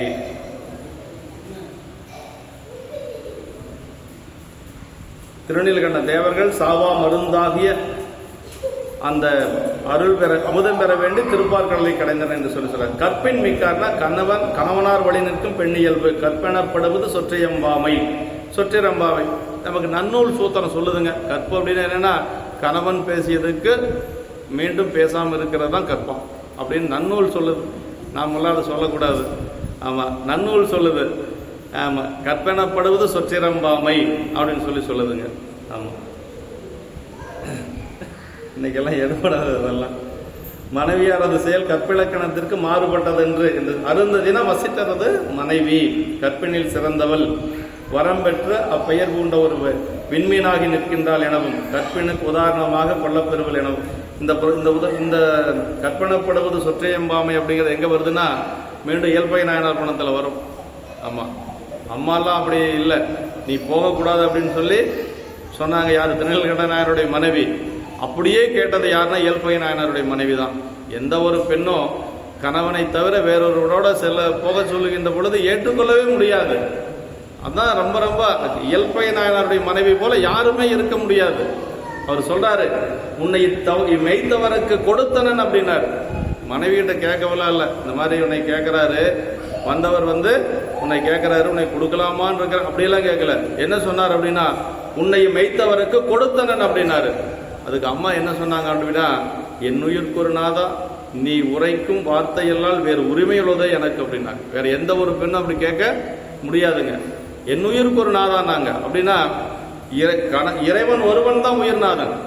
ஏன்னா இந்த உயிர் கடைசியா திருவடி அடைகின்ற வரைக்கும் யாரு கூட வரப்போறார்? கணவன், அப்பா, அம்மா எல்லாம் இந்த பிறப்போட சரி. எத்தனை பிறப்பெடுத்தாலும் நம்ம கூட வரக்கூடியது அவர் ஒருத்தர் தான் வருவார். அண்டமுழுவதியார் மட்டும்தான் வருவார். வான நாடனே வழித்துணை மருந்தேனார் சுந்தரர் இல்லைங்களா? வழித்துணை மருந்தேனா இங்கிருந்து கோபி போற வரைக்கும் துணையா வரவர் இல்லை. வாழ்நாள் முழுக்க இந்த ஆன்மா திருவடி அடைகின்ற வரைக்கும் வழித்துணைநாதன் யாரு? சிவபெருமான் ஒருவன் தான். ஆனா கணவனை அப்படி சொன்னாங்க, உயிர்நாதன் அப்படின்னு சொன்னது இயல்பை நாயனுடைய மனைவி. அதான் சொல்றாரு, அதான் என் உயிருக்கு ஒரு நாதா, நீ உரைக்கும் வார்த்தையல்லால் வேறு உரிமை உள்ளதோ எனக்கு அப்படின்னா. அங்கதான் சிவப்பணி அந்த நன்னூல் சூத்திரத்தை எழுதுறார், கற்பனப்படுவது சொற்றிரம்பாமை அப்படின்னு சொல்லி. இருந்தாலும் ஒரு அம்மாவுக்கு மனசுக்குள்ள ஒரு கலக்கம், ஒரு வியப்பு. என்னன்னா, ஒரு அடியார் இப்படி எல்லாம் கேட்பாங்களா அப்படின்னு சொல்லி கொஞ்சம் திகைத்து நின்றனால் திருவினும் பெரியாள் அப்படிங்கிற அந்த இடத்துல திகைத்து நின்றனால் திருவி சொல்லி கணவன் சொன்னதை கேட்டுட்டாங்களாம். ஆனா ஒரு திகைப்பு என்ன அப்படின்னா, திருமணம் செய்கின்ற பொழுது அவர் என்ன சொல்லி திருமணம் செஞ்சார்னா, இந்த பெண்ணை நான் கடைசி வரைக்கும் கண்கணமாக காப்பாற்றுவேன், அக்னி சாட்சியா சொல்லி திருமணம் செஞ்சிருக்கிறாரு. அவர் சொன்ன அந்த ஒரு வாக்குக்கு கலங்கம் வந்துருமோன்னு திகைப்பு. அதே மாதிரி வேறு யாராவது மதத்தவர்கள் இப்படி வேடமிட்டு கொண்டு வந்திருப்பாங்களான்னு ஒரு திகைப்பு. ஆனா சொன்னதை முதல்ல செஞ்சுட்டாங்க. ஆமா, அப்படி கொடுத்ததுக்கு பிறகு அவரும் அம்மா அவரை வணங்குறாங்க, அவர் அம்மாவை வணங்குறாங்க, ரெண்டு பேரும் ஒருத்தர் வணங்கிக்கிறாங்க. அதெல்லாம் அந்த புராணத்துல ரொம்ப நல்லா இருக்கு. அடுத்த புராணமே அதுதானே, இயல்பை நாயனார் குணம் தான். இப்படி அம்மா அருந்ததி கற்பின் மிக்கார் என்று சொல்லி கற்பினுக்கு உதாரணமாக கொள்ள பெறுவல் என்று சொல்லி அருந்ததி வசித்ததுடைய மனைவி அப்படிங்கிறது நம்ம தெரிஞ்சுக்கணும் என்று சொல்றார். ஆனதங்கேழ்வராங்கோர் பரத்தை பால் அணைந்து நன்ன மானமும் பொறாது வந்த உடலால் மனையின் வாழ்க்கை ஏனைய எல்லாம் செய்தே உடனுறைவு இசையாரானார் தேனல் கமலப்போதில் திருவினும் உருவமிக்கார். அருமையான பாட்டு. இப்படி எல்லாம் செய்து கொண்டு தொண்டு செய்து கொண்டு வரக்கூடிய நாயனார், அவருக்கு அதை கணவன் வழியிலே நிற்கக்கூடிய மனைவி, இப்படி ஒரு குடும்பம். இவர் என்ன பண்ணார்னா, ஒரு நாள் ஒரு பரத்தையினுடைய வீட்டுக்கு போய் வந்தார். ஒரு விலை மாதருடைய வீடு, அந்த வீட்டுக்கு போய் வந்தார். அப்படி போய் வந்தது அம்மாவுக்கு தெரிஞ்சிருச்சு. அப்படி தெரிஞ்சதுனால அம்மா என்ன சொன்னாங்க அப்படிங்கிறது தான் இதுல சொல்றாரு. மானமும் பொறாத வாழ்க்கையினர். என்ன ஒரு நம்ம இருக்கிற பொழுது இன்னொரு வீட்டுக்கு போய் வரதா, அந்த அம்மானால அந்த மானம் அவங்களுக்கு வந்து முன்னாடி நிற்கிது, தாங்கவே முடியல அவங்கனால. அதான் சொல்றாரு, ஆனதன் கேழ்வர்னா கணவர், ஆனதன் கேழ்வர் அங்கோர் பறைத்தைவால் அணைந்து நன்ன மானமுன் பொறாது வந்த ஊடலால் மனையின் வாழ்க்கையினர். அந்த ஊடல் அப்படிங்கிறது அங்க வந்தது. அதாவது தேன் பொருந்திய செந்தாமரையில் விளங்கும் லட்சுமியை விட அழகில் சிறந்த மனைவியார். பாருங்க எப்படி மனைவின்னு பாருங்க, அழகில்லாத மனைவி எல்லாம் கிடையாது. தேனால கமலப்போதில் திருவினம் உருவமிக்காள். அந்த அம்மா எப்படி இருந்தாங்க அப்படின்னா, திருநீலகண்ட நாயனுடைய பேரெல்லாம் குறிப்பிடுறது இல்லை, அவங்க எங்க ஒவ்வொரு பேர் வச்சுக்குவாங்க. பார்த்தீங்கன்னா குயவனார் அதிகமாக இருக்கிற இடத்துல கண்டிப்பாக திருநீலகண்ட நாயனாருக்கு ஒரு சிலை இருக்கும், சித்தோட்டில் இருக்கு. மனைவியார் ஒரு பேர் ஒன்று அவங்களே வச்சிருப்பாங்க. அப்படியெல்லாம் பேர் எதுவும் பெரிய புராணத்தில் இல்லை. திருநீலகண்ட நாயனார் மனைவிக்கும் பேர் கிடையாது, இயல்பை நாயனார் மனைவிக்கும் பேர் கிடையாது, அதே மாதிரி இளையான்குடி மாற நாயனார் மனைவிக்கும் பெயர் கிடையாது. ஏன்னா அதை வச்சு கொண்டாட ஆரம்பிச்சிருவோம் நம்ம. அதனால நாயன்மார் எந்த ஒரு சரிதமாக இருந்தாலும் தொண்டு செய்வதற்கு துணை நின்றவர்கள் தான், பெண்களா இருந்தாலும் சரி ஆண்களா இருந்தாலும் சரி. நான் தான் அந்தந்த நாயன்மாரே சிறந்தவர், அந்தந்த நாயன்மார் தான் கதாநாயகர். அதுல இருந்து அவரை விட மனைவி பரவாயில்ல அப்படிலாம் நாம சொல்லக்கூடாது. திருவெண்காட்டு நங்கை மட்டும் பெயர் கொடுக்கிறார், வேற யாருக்கும் பெயர் சொல்றதில்லை. மங்கையர்க்கரசியாருக்கு பெயர் சொல்றார், அது வேற. நிறைய நாயன்மாருக்கு பெயர் சொல்ல மாட்டாங்க. மானக்கஞ்சார நாயனருடைய மனைவி, மானக்கஞ்சார நாயனாருடைய மகளாருடைய பெயர் வரதில்லை. ஏயர்கோன் கலிக்காம நாயனருக்கு மனைவியா போறாங்க, அங்க பெயர் வரதில்லை. ஏன்னா அந்த பெயரை வச்சு நாம கொண்டாடிடுவோம் அப்படிங்கிறதுல சாமி ஏதோ மறைச்சிருக்கார். இங்க அம்மாவுடைய பெயரும் வர்றதில்லை. எப்படி இருக்கிறாங்க அப்படின்னா, தேனலர் கமலப்போதில் திருவினும் உருவமிக்கால்னா லட்சுமியை விட சிறந்த அழகுடைய பெண் அப்படின்ட்டாரு. திருவினும் உருவமிக்கார், லட்சுமி விட சிறந்த பெண் அப்படின்னாரு. ஆனதன் கேழ்வராங்க ஒரு பரத்தைவால் அணைந்து நன்னார். அப்படி இருந்தாலும் கூட அவருக்கு இயல்பிலேயே வந்து இளமை மீது ஒரு இன்பத்துறையில் இளையரா இருந்ததுனால ஒரு பெண்ணிடத்துல போய் வர, அந்த கணவனார் ஒரு நாள் ஒரு பரத்தையிடம் அணைந்து மனையில் வந்தாராக. அதனால் எழுந்த மானத்தினாலே வந்த மன வருத்தத்தை ஆற்ற மாட்டாவரை மேற்கொண்ட ஊடலினால், அப்படி அம்மாவுக்கு வந்து ஒரு மான பிரச்சனை இல்லைங்களா, வேறொரு பெண்ணிடத்தில் சென்று வந்தது அம்மானால. ஏன்னா அவங்க கற்பிலை சிறந்த பெண், அதனால அவங்களால தாங்க முடியல. மனை வாழ்க்கையில செய்ய வேண்டும் எல்லா கடமைகளையும் விதிப்படி செய்து முடித்தும் கணவனாருடன் மெய்யுறு உணர்ச்சி ஒன்றடி மட்டும் இசையார் ஆகினார். அப்படின்னா அப்படி இருந்தாலும் கூட என்ன செஞ்சிருக்கிறாங்க அப்படின்னா, கணவனுக்கு செய்ய வேண்டிய கடமை எல்லாம் செஞ்சாங்க. அதே மாதிரி மனைவிக்கும் கணவன் செய்ய வேண்டிய கடமைகளை எல்லாம் செய்தாரு. ஆனா உடல் இன்பம் என்று சொல்லக்கூடிய மெய்யுறு புணர்ச்சி என்று சொல்லக்கூடிய அந்த ஒன்று மட்டும் ரெண்டு பேர்த்துக்கு இல்லை. அதுதான் இந்த சரீரத்தினுடைய ஒரு பெரிய சிறப்பு. ஆமா, சரி, இவங்க ரெண்டு பேர்த்துக்குள்ள இப்படி ஒரு கருத்து வேறுபாடு இருக்குது, இது எல்லாத்துக்கும் தெரியுமானா அவங்க ரெண்டு பேர்த்த தவிர யாருக்கும் தெரியாது. அதுதான் பெரிய சிறப்பு.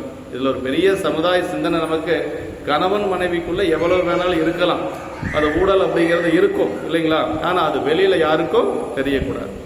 ஆமா, அயலறியாமை வாழ்ந்தாரு பின்னாடி சொல்ல போறாரு. இன்னும் 2 பாட்டு கழிச்சு அது வருது. அப்படி சொல்றார். இப்ப உயிர் இறைவனை சார்ந்த ஆகிய தன்மையெல்லாம் உடையாரான என்று சொல்றார். கேழ்வர்னா கணவர், பரத்தைன விலை மாது என்று சேரி பரத்தை என்பது சொல்லி, அதாவது அந்த காலத்துல வந்து அந்த பரத்தையர் தெருனே ஒரு தெரு இருந்திருக்கு. அந்த மாதிரி எல்லாம் வந்து அது நம்முடைய இலக்கியங்களால சொல்லப்பட்டிருக்கு. பரத்தையர் தெரு அப்படின்னு சொல்லி காஞ்சிபுரத்தில் அப்படி ஒரு தெரு இருந்ததாக நமக்கு மாதவ சிவஞான முனிவர் காஞ்சிபுராணத்தில் எழுதுறார். இந்த பரத்தையர் தெருவில் இருந்த பெண்கள் எப்படி இருந்தாங்க அப்படிங்கிறதெல்லாம் இலக்கணத்துல நமக்கு இலக்கியத்துல சொல்லப்பட்டிருக்கு. புறநகரில் ஒரு புறமாக அமையதாக குடிமக்கள் வாழும் தெருவில் அவர் வாழ்ந்து, அதாவது இது ஒன்று எடுத்துக்கணும் நம்ம. அதே மாதிரி பரவினாச்சியார் வந்து உருத்தர கணிகர் குலம், அது இதையும் அதையும் ரெண்டும் ஒன்னா நம்ம வச்சு மயங்கக்கூடாது. அது உருத்தர கணிகர் குலம் அப்படின்னா சிவபெருமான் ஒருவனையே பதியாக கொண்டவர்கள், அது பதியலார் குலம் அப்படின்னு சொல்லுவாங்க. நிறைய பேர் இந்த மாதிரி நினைச்சுக்கிறாங்க. ஆனா பரவினாச்சியார் அப்படி அல்ல, சிவபெருமான் ஒருவனையே தலைவனாக கொண்டவங்க அவங்க எல்லாம். அதான் சொல்ற, அண்டர்பிரான் திருவருளால் அயலறியா மனம் விரும்ப பண்டை விதி கடையூட்ட பறவையாரும் கண்டார் அப்படின்னாரு. எங்கிட்டயே நிறைய பேர் கேட்டிருக்கிறாங்க, பரவினாச்சார் இந்த குலமா அப்படின்னு. கிடையவே கிடையாது. உருத்தர பல்கணத்தார் என்று சொல்லக்கூடிய குலம், பதியலார் குலம், இப்படியெல்லாம் அவங்கள சொல்லணும். ஒரு பெரிய புலவரே அப்படி பேசினாரு பாண்டிச்சேரியில. அப்போவே அடியன் வந்து கண்டனம் தெரிவித்து அதை அவர் பேசிட்டு போயிட்டார். அதற்கு பிறகு அவர் 2 நாள் கழித்து எனக்கு ஃபோன் பண்ணார். ஃபோன் பண்ணி அவர் பரத்தைனே பேசிட்டார். அப்புறம் நான் வந்து ரொம்ப கடுமையாக சொன்ன பொழுது அவர் என்ன சொன்னார் அப்படின்னா, 100க்கு 100 நீங்கள் சொல்கிறது தான் உண்மை, நான் ஒரு இலக்கியத்துக்காக சொல்லிட்டேன், இனிமேல் நான் அந்த மாதிரி சொல்ல மாட்டேன்டார். 85 வயசு இருக்கு அவருக்கு, ஒத்துட்டார். அதனால் நான் அவர் பேரை சொல்கிறதில்லை. ஆனால் அப்படி சொல்கிறாங்க, சொல்லக்கூடாது. நான் அவர்கிட்ட சான்றுகளோடு சொன்னேன், உருத்திர பல்கணத்தார் குலன்னு தான் இருக்குது, நீங்கள் பரத்தையன்னு எப்படி சொல்லலாம் அப்படின்னு சொல்லி சொன்னேங்க. அப்புறம் மறுபடியும் என்ன சொன்னார்னா, நாங்கள்லாம் ஏதோ ஒரு பட்டத்தை வாங்கிட்டு ஒரு வேலைக்காக நாங்கள்லாம் படிக்கிறோம், நீங்கள்லாம் அந்த அடியாருங்கிற உணர்வோடு படிக்கிறீங்க அப்படின்னு சொல்லி அவர் சொல்லிட்டார். அதுக்கு மேலே நம்ம அவரை விமர்சனம் பண்ணக்கூடாதுன்னு விட்டுட்டேன். நான் அவர் போனதுக்கு முன்னாடி ரொம்ப கடுமையாகவே நான் பேசினேன். அந்த இதில் அவர் நம்பர் வாங்கி பாண்டிச்சேரியிலிருந்து என்கிட்ட பேசினார். எனக்கு என்ன ஒரு மகிழ்ச்சினா, நம்ம எந்த இடத்துலையும் விட்டு கொடுக்கக்கூடாது நாயன்மார்களை. யாராக இருந்தாலும் சரி, எவ்வளவு பெரியவங்களா இருந்தாலும் சரி, யாராக இருந்தால் நமக்கு என்ன. நாயன்மார்கள் சுந்தரருடைய மனைவியாக வரக்கூடிய எவ்வளவு தவம் செஞ்சிருக்கணும். சுந்தரருக்கு மனைவியாக வரக்கூடிய பெண் பரத்தையா வருவா, அப்படியெல்லாம் சொல்லவே கூடாது. அதனால ரொம்ப எனக்கு ரொம்ப ரொம்ப கோபம்தான். அந்த கோபத்தை அங்கே வெளிப்படுத்தினதுக்கு அவர் சொல்லிட்டார், இனிமேல் நான் எங்கேயும் அந்த மாதிரி பேசலைங்க அப்படின்னு சொல்லிட்டார்.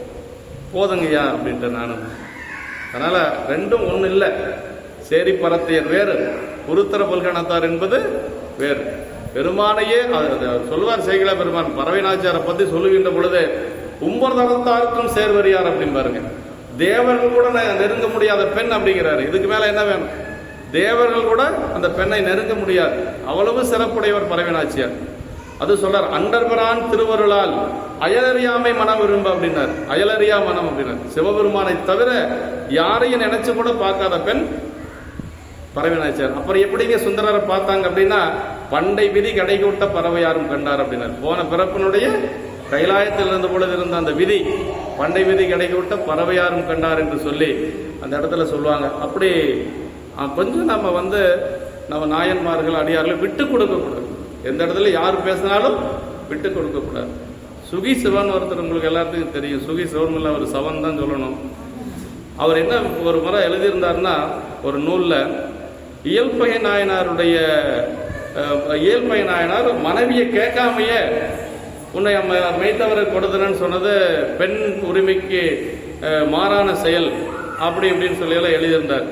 பவானியில் ஒரு பெண்ணை ரொம்ப தெளிவாக எழுதினாங்க. அவருக்கு ஒரு கடிதம் எழுதினாங்க, சேக்கிழார் பெருமானுடைய பெரிய புராணத்தை குற்றம் சொல்வதற்கு உங்களுக்கு எந்த உரிமையும் கிடையாது, நீங்க எப்படி எழுதலாம்? அவங்க 2 பேரும் அப்படி வாழல, என் உயிருக்கு ஒரு நாதான் அந்த அம்மா சொல்லியிருக்கிறாங்க, நீங்க எப்படி எழுதலாம்? அவர் கேட்கணுங்கிற அவசியம் இல்லை அப்படின்னு அந்த அம்மா தைரியமா எழுதினாங்க. எழுதி அதுக்கு மறுபடியும் அவர் ஒரு மறுப்பு கடிதம் ஒன்று எழுதினார். ஆனா இந்த பெரியவர், நான் சொன்ன பெரியவர் ஒத்துட்ட மாதிரி அந்த ஆள் ஒத்துக்கல. அப்பவும் அந்த ஆணவத்தோட தான் அவரு பதில் கொடுத்தாரு. சேக்கிழார் பெருமானுடைய பெரிய புராணத்தில் நம்ம எந்த தப்பு கண்டுபிடிக்கிறதுக்கு நமக்கு என்ன உரிமை இருக்கு? அவரா பாடினாரு, கூத்த பெருமான்ல இருந்து பாடினாரு. அதுல குற்றம் கண்டுபிடிக்கிறதுக்காக நாம் இருக்கிறோம். அதை போற்றி மகிழ்ந்து வாழணும் நம்ம, இல்லைங்களா?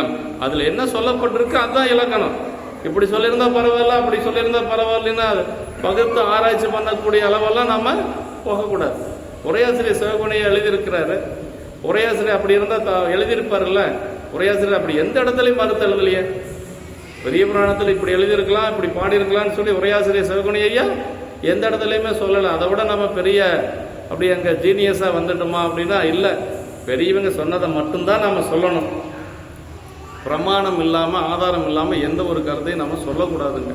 பெரிய புராணத்தை பொறுத்த வரைக்கும் நெருப்பு மேலே நடக்கிற மாதிரி நம்ம எந்த ஒன்றும் நம்ம தவறாக சொல்லிட்டோம்னா அது நமக்கு வினை, கேட்குறவங்களுக்கு வினையாக போயிடும். ஒரு நெருப்பை கையில் வச்சிருக்கிற மாதிரி தான் பெரிய புராணம். அதனால் ரொம்ப கவனமாக கையாள வேண்டியது பெரிய புராணம். எத்தனை மணி ஆச்சு? எனக்கு வேறு வாட்ச் கட்டிட்டு. சரி, இந்த ஒரு பாட்டு முடிச்சுக்கலாம்.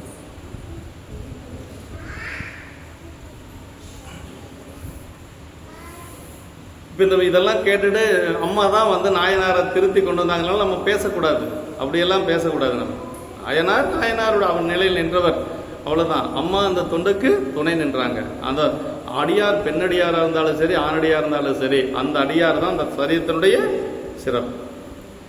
பெண்ணடியார் 3 பேர் பெரிய புராணத்தில், நமக்கு 38 பெண்ணடியார்கள் இருக்கிறாங்க பெரிய புராணத்தில். அதுல 3 பேர் நாயன்மார். இங்கு நாயகனாரின் மனைவியார் இலி வரவாக கொண்டது தமது நாயகரின் பகுக்கப்படாத நட்பினுக்கு உரியராம் தன்மை இழந்தவராக கருதியாம் உடனுறைவாகிய புணர்ச்சிக்கு இசையாமை ஒன்றே இங்கு இளிவரின் வாழாத மானமாய் மனைவியார் கொண்டனர் என்று சொல்லி சொல்றார். 2 பேர்த்துக்கு அந்த மற்றபடி எல்லா கடமைகளையும் அம்மா செய்து வந்தாங்க அப்படின்னு சொல்லி சொல்றார். கூடல்னா பிணங்கி நிற்றல் என்று சொல்லி சொல்றார். ஏனைய மெய்யுறு புணர்ச்சொன்றினை ஒளிந்த மற்றவை அவை யாவன் என்ற நாயகனை பேணுதல், பிரிந்தோம்பல், மனை வாழ்க்கைக்குரிய பிற கடமைகள் எல்லாமே அம்மா செஞ்சுட்டு இருந்திருக்கிறாங்க. உடனுறைவின மெய்யுறு உணர்ச்சி என்று சொல்லக்கூடிய தேனமர் கமலப்போதில் திருவினும் உருவமிக்கார். இது நாயனாரது மனைவியாரின் பருவமும் அந்த உருவமும் நிகழ்ந்த அழகின் உயர்வை குறித்தது என்று சொல்லி, தேனமர் கமலப்போதுனா வண்டுகளால் அலர்ந்த பெற்ற புதிதாய் அன்றளர்ந்த தாமரை மலர் போன்ற அந்த அம்மா தேனமர் கமலப்போதில் திருவினும் உருவமிக்கார் என்று சொல்லி அந்த தாமரைகளை வீட்டிருக்கக்கூடிய லட்சுமியை விட சிறந்த பெண் அப்படின்னு சொல்லி சொல்றார். திருவினும் திருவை காட்டிலும் உருவத்தினால் அழகினால் உருவு தொக்கது என்று சொல்லி நாயகனுக்குரிய கடப்பாட்டின்படி இந்த அழகிய நாயகையாரை புலவி தீர்த்து கூடி இன்பந்துய்த்து வாழும் இன்பத்தினையும் வெறுத்து அடிப்படைத்து திருநீலகண்டம் என்ற ஆணை ஒன்றினையே பாதுகாத்த நாயனர் திருத்தொண்டின் உரைப்பாம் என்று சொல்லி திண்மை ஒழுக்க நடை செலுத்திய வலிமையும் காட்டிய முடியும் என்று சொல்லி சொல்றார்கள். நிறைய எழுதியிருக்கிறார். இதுல மூர்க்க நாயனார் சூதாடி வந்த பொருளால் இறைவனடியாரை ஊட்டினார். அதே மாதிரி கண்ணப்ப நாயனார் வேட்டையாடி உயிர்கொலை செய்து இறைவனை ஊட்டினார். கோட்புலி நாயனார் இறைவனை மட்டும் திருவமுதுக்கு வைத்த நெல்லை உண்ட அந்த ஆணை பிழைத்த கிளைஞரை கொன்றனர். இவற்றை எந்த நூல் விதிப்படி அளவை காண்பது? உலகத்திலே இருந்தும் அதனை கடந்த நிலையில் வாழ்ந்து பார்வைக்கு மட்டும் ஏனை மனிதர் போல நின்ற பெருமக்களுக்கு சாமானிய உயிர்களுக்கு விதித்த உலக நீதி விதிகள் யாங்கனம் பொருந்தும் என்று சொல்லி சாதாரண உலகியல் நிலையிலிருந்து இந்த நாயன்மாருடைய வரலாற்றை நாம சிந்திக்க கூடாது இல்லைங்களா? இப்படி செஞ்சிருக்கலாம், அப்படி செஞ்சிருக்கலாம், அப்படியெல்லாம் நாம சிந்திக்க கூடாது. அதெல்லாம் கடந்தவர்கள் நாயன்மார்கள். நம்மெல்லாம் உலகியல் இருக்கிறோம், நமக்கு குடும்பம் இருக்கு, குழந்தை இருக்கு, கொஞ்சம் கோயிலுக்கு போக வேண்டாம் 4 தடவை சொன்னாங்கன்னு வச்சுங்களேன் வீட்டில், சரி அடுத்த வாரம் போய்க்கலாம் அப்படின்ட்டு நம்ம வீட்டில் இருந்துருவோம். நாயன்மாரெல்லாம் அப்படி இல்லை. அவங்களுக்கு என்ன வேணும்? முதல்ல சிவபெருமான், அப்புறம் அடியார், அவ்வளோதான். அதுக்கு மேலே தான் மனைவி மக்கள் எல்லாம் இல்லைங்களா? ஆனால் நம்மெல்லாம் அப்படி இல்லையே. நம்ம கொஞ்சம் ஒரு சின்ன ஒரு இடையூறு வந்தால் கூட நம்ம கொஞ்சம் நின்று போயிடுவோம். ஆனால் அவங்கெல்லாம் அப்படி அல்ல. அதனால் இப்போ நான் நாயன்மார் மாதிரி நான் பணி செய்கிறவங்களாம் நம்ம மாறுதட்டிக்க கூடாது. அதான் வாரியார் சாமிகளை நாயன்மாருக்கு இணையார் சொன்ன பொழுது அவர் சொன்னாராம், நான் என்ன விதைச்ச நெல்லை எடுத்து இளையான்குடி மாற நாயனார் மாதிரி அடியாருக்கு அமுது படைச்சனா, இல்லை என்னுடைய மனைவியை நான் அடியார் கேட்டார்னு கொடுத்தனா, இல்லை என்னுடைய பிள்ளைய 5 வயது பிள்ளைய நாயனாருக்கு வந்துட்டாங்க அப்படின்னு அடியார் வந்துட்டாங்கன்னு சொல்லி அமுது படைச்சனா, என்ன செஞ்ச நான்? என்ன போய் நாயன்மாரோட சேர்த்து 64வது நாயன்மார்னு சொன்னா இது எந்த விதத்தில் பொருந்தோம்? 63 நாயன்மார் மட்டும்தான், 64ன்னு சொல்லி யாரையும் சொல்லக்கூடாது. தொகை அடியாரில் சேர்த்திங்க.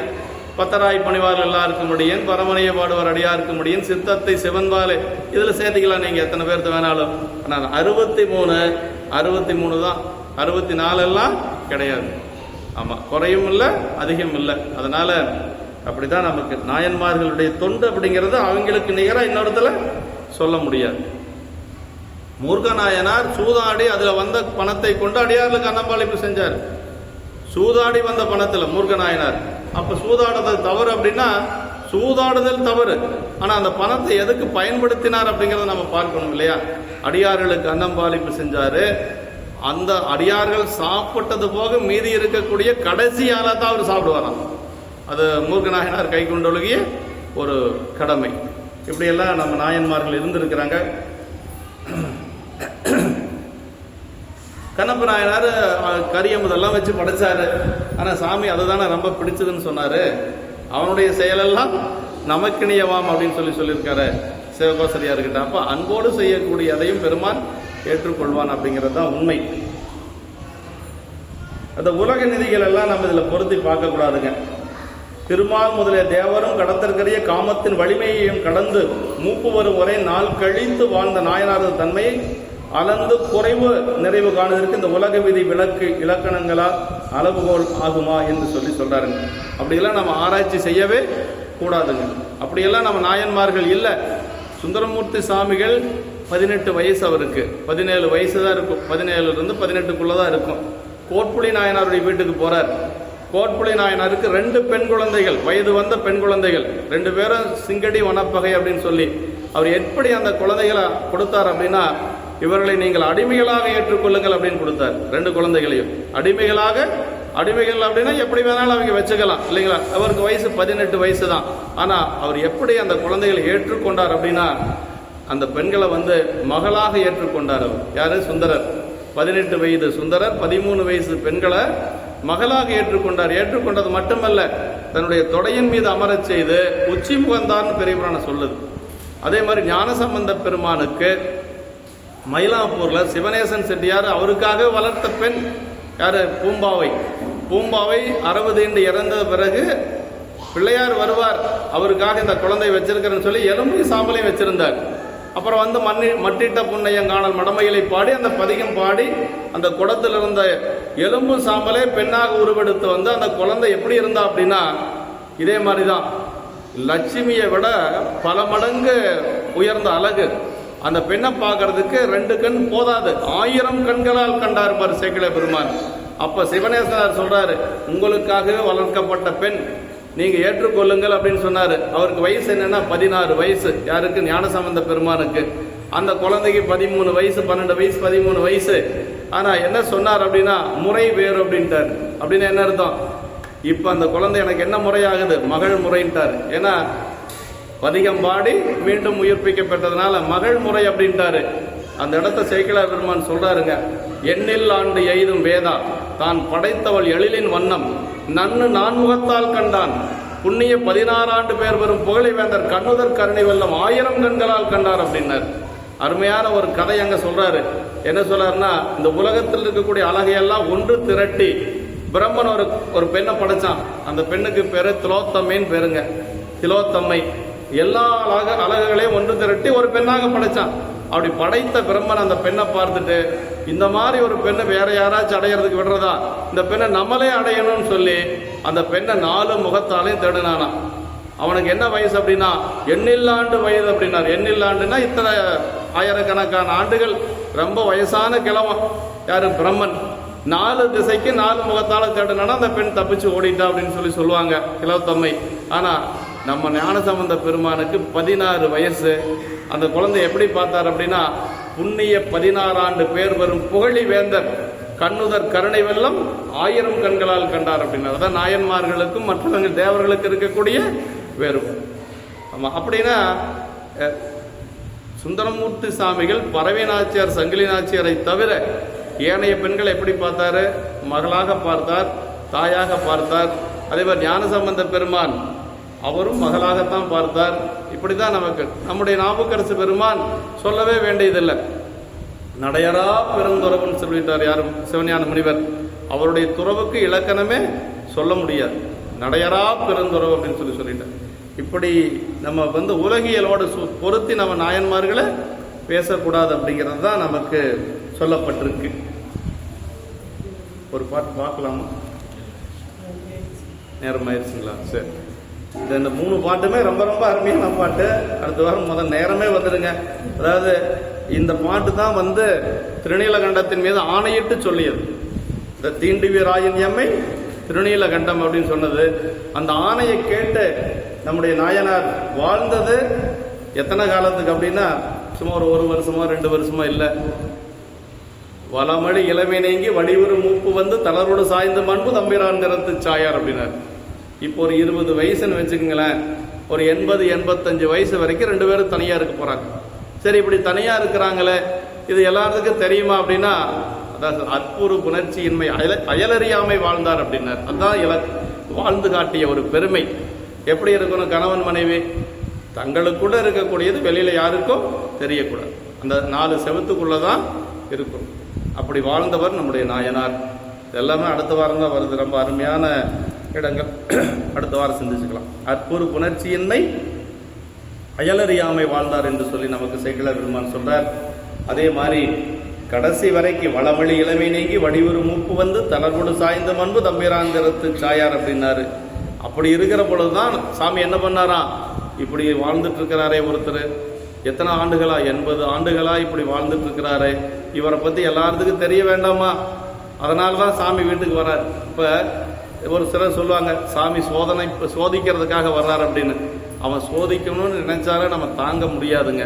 அதனால எதுக்காக வந்தார் அப்படின்னா, இந்த சரீரத்தில் தான் சொல்றாரு, தொண்டரை விளக்கம் காண நன்னெறி இதுவாம் என்று ஞானத்தோர் விரும்பியுய அந்நெறி காட்டு மாட்டால் அருட்சிவ யோகியாகி. ஒரு சிவயோகியா வர்றாரு திருநீலகண்ட நாயனருடைய வீட்டுக்கு.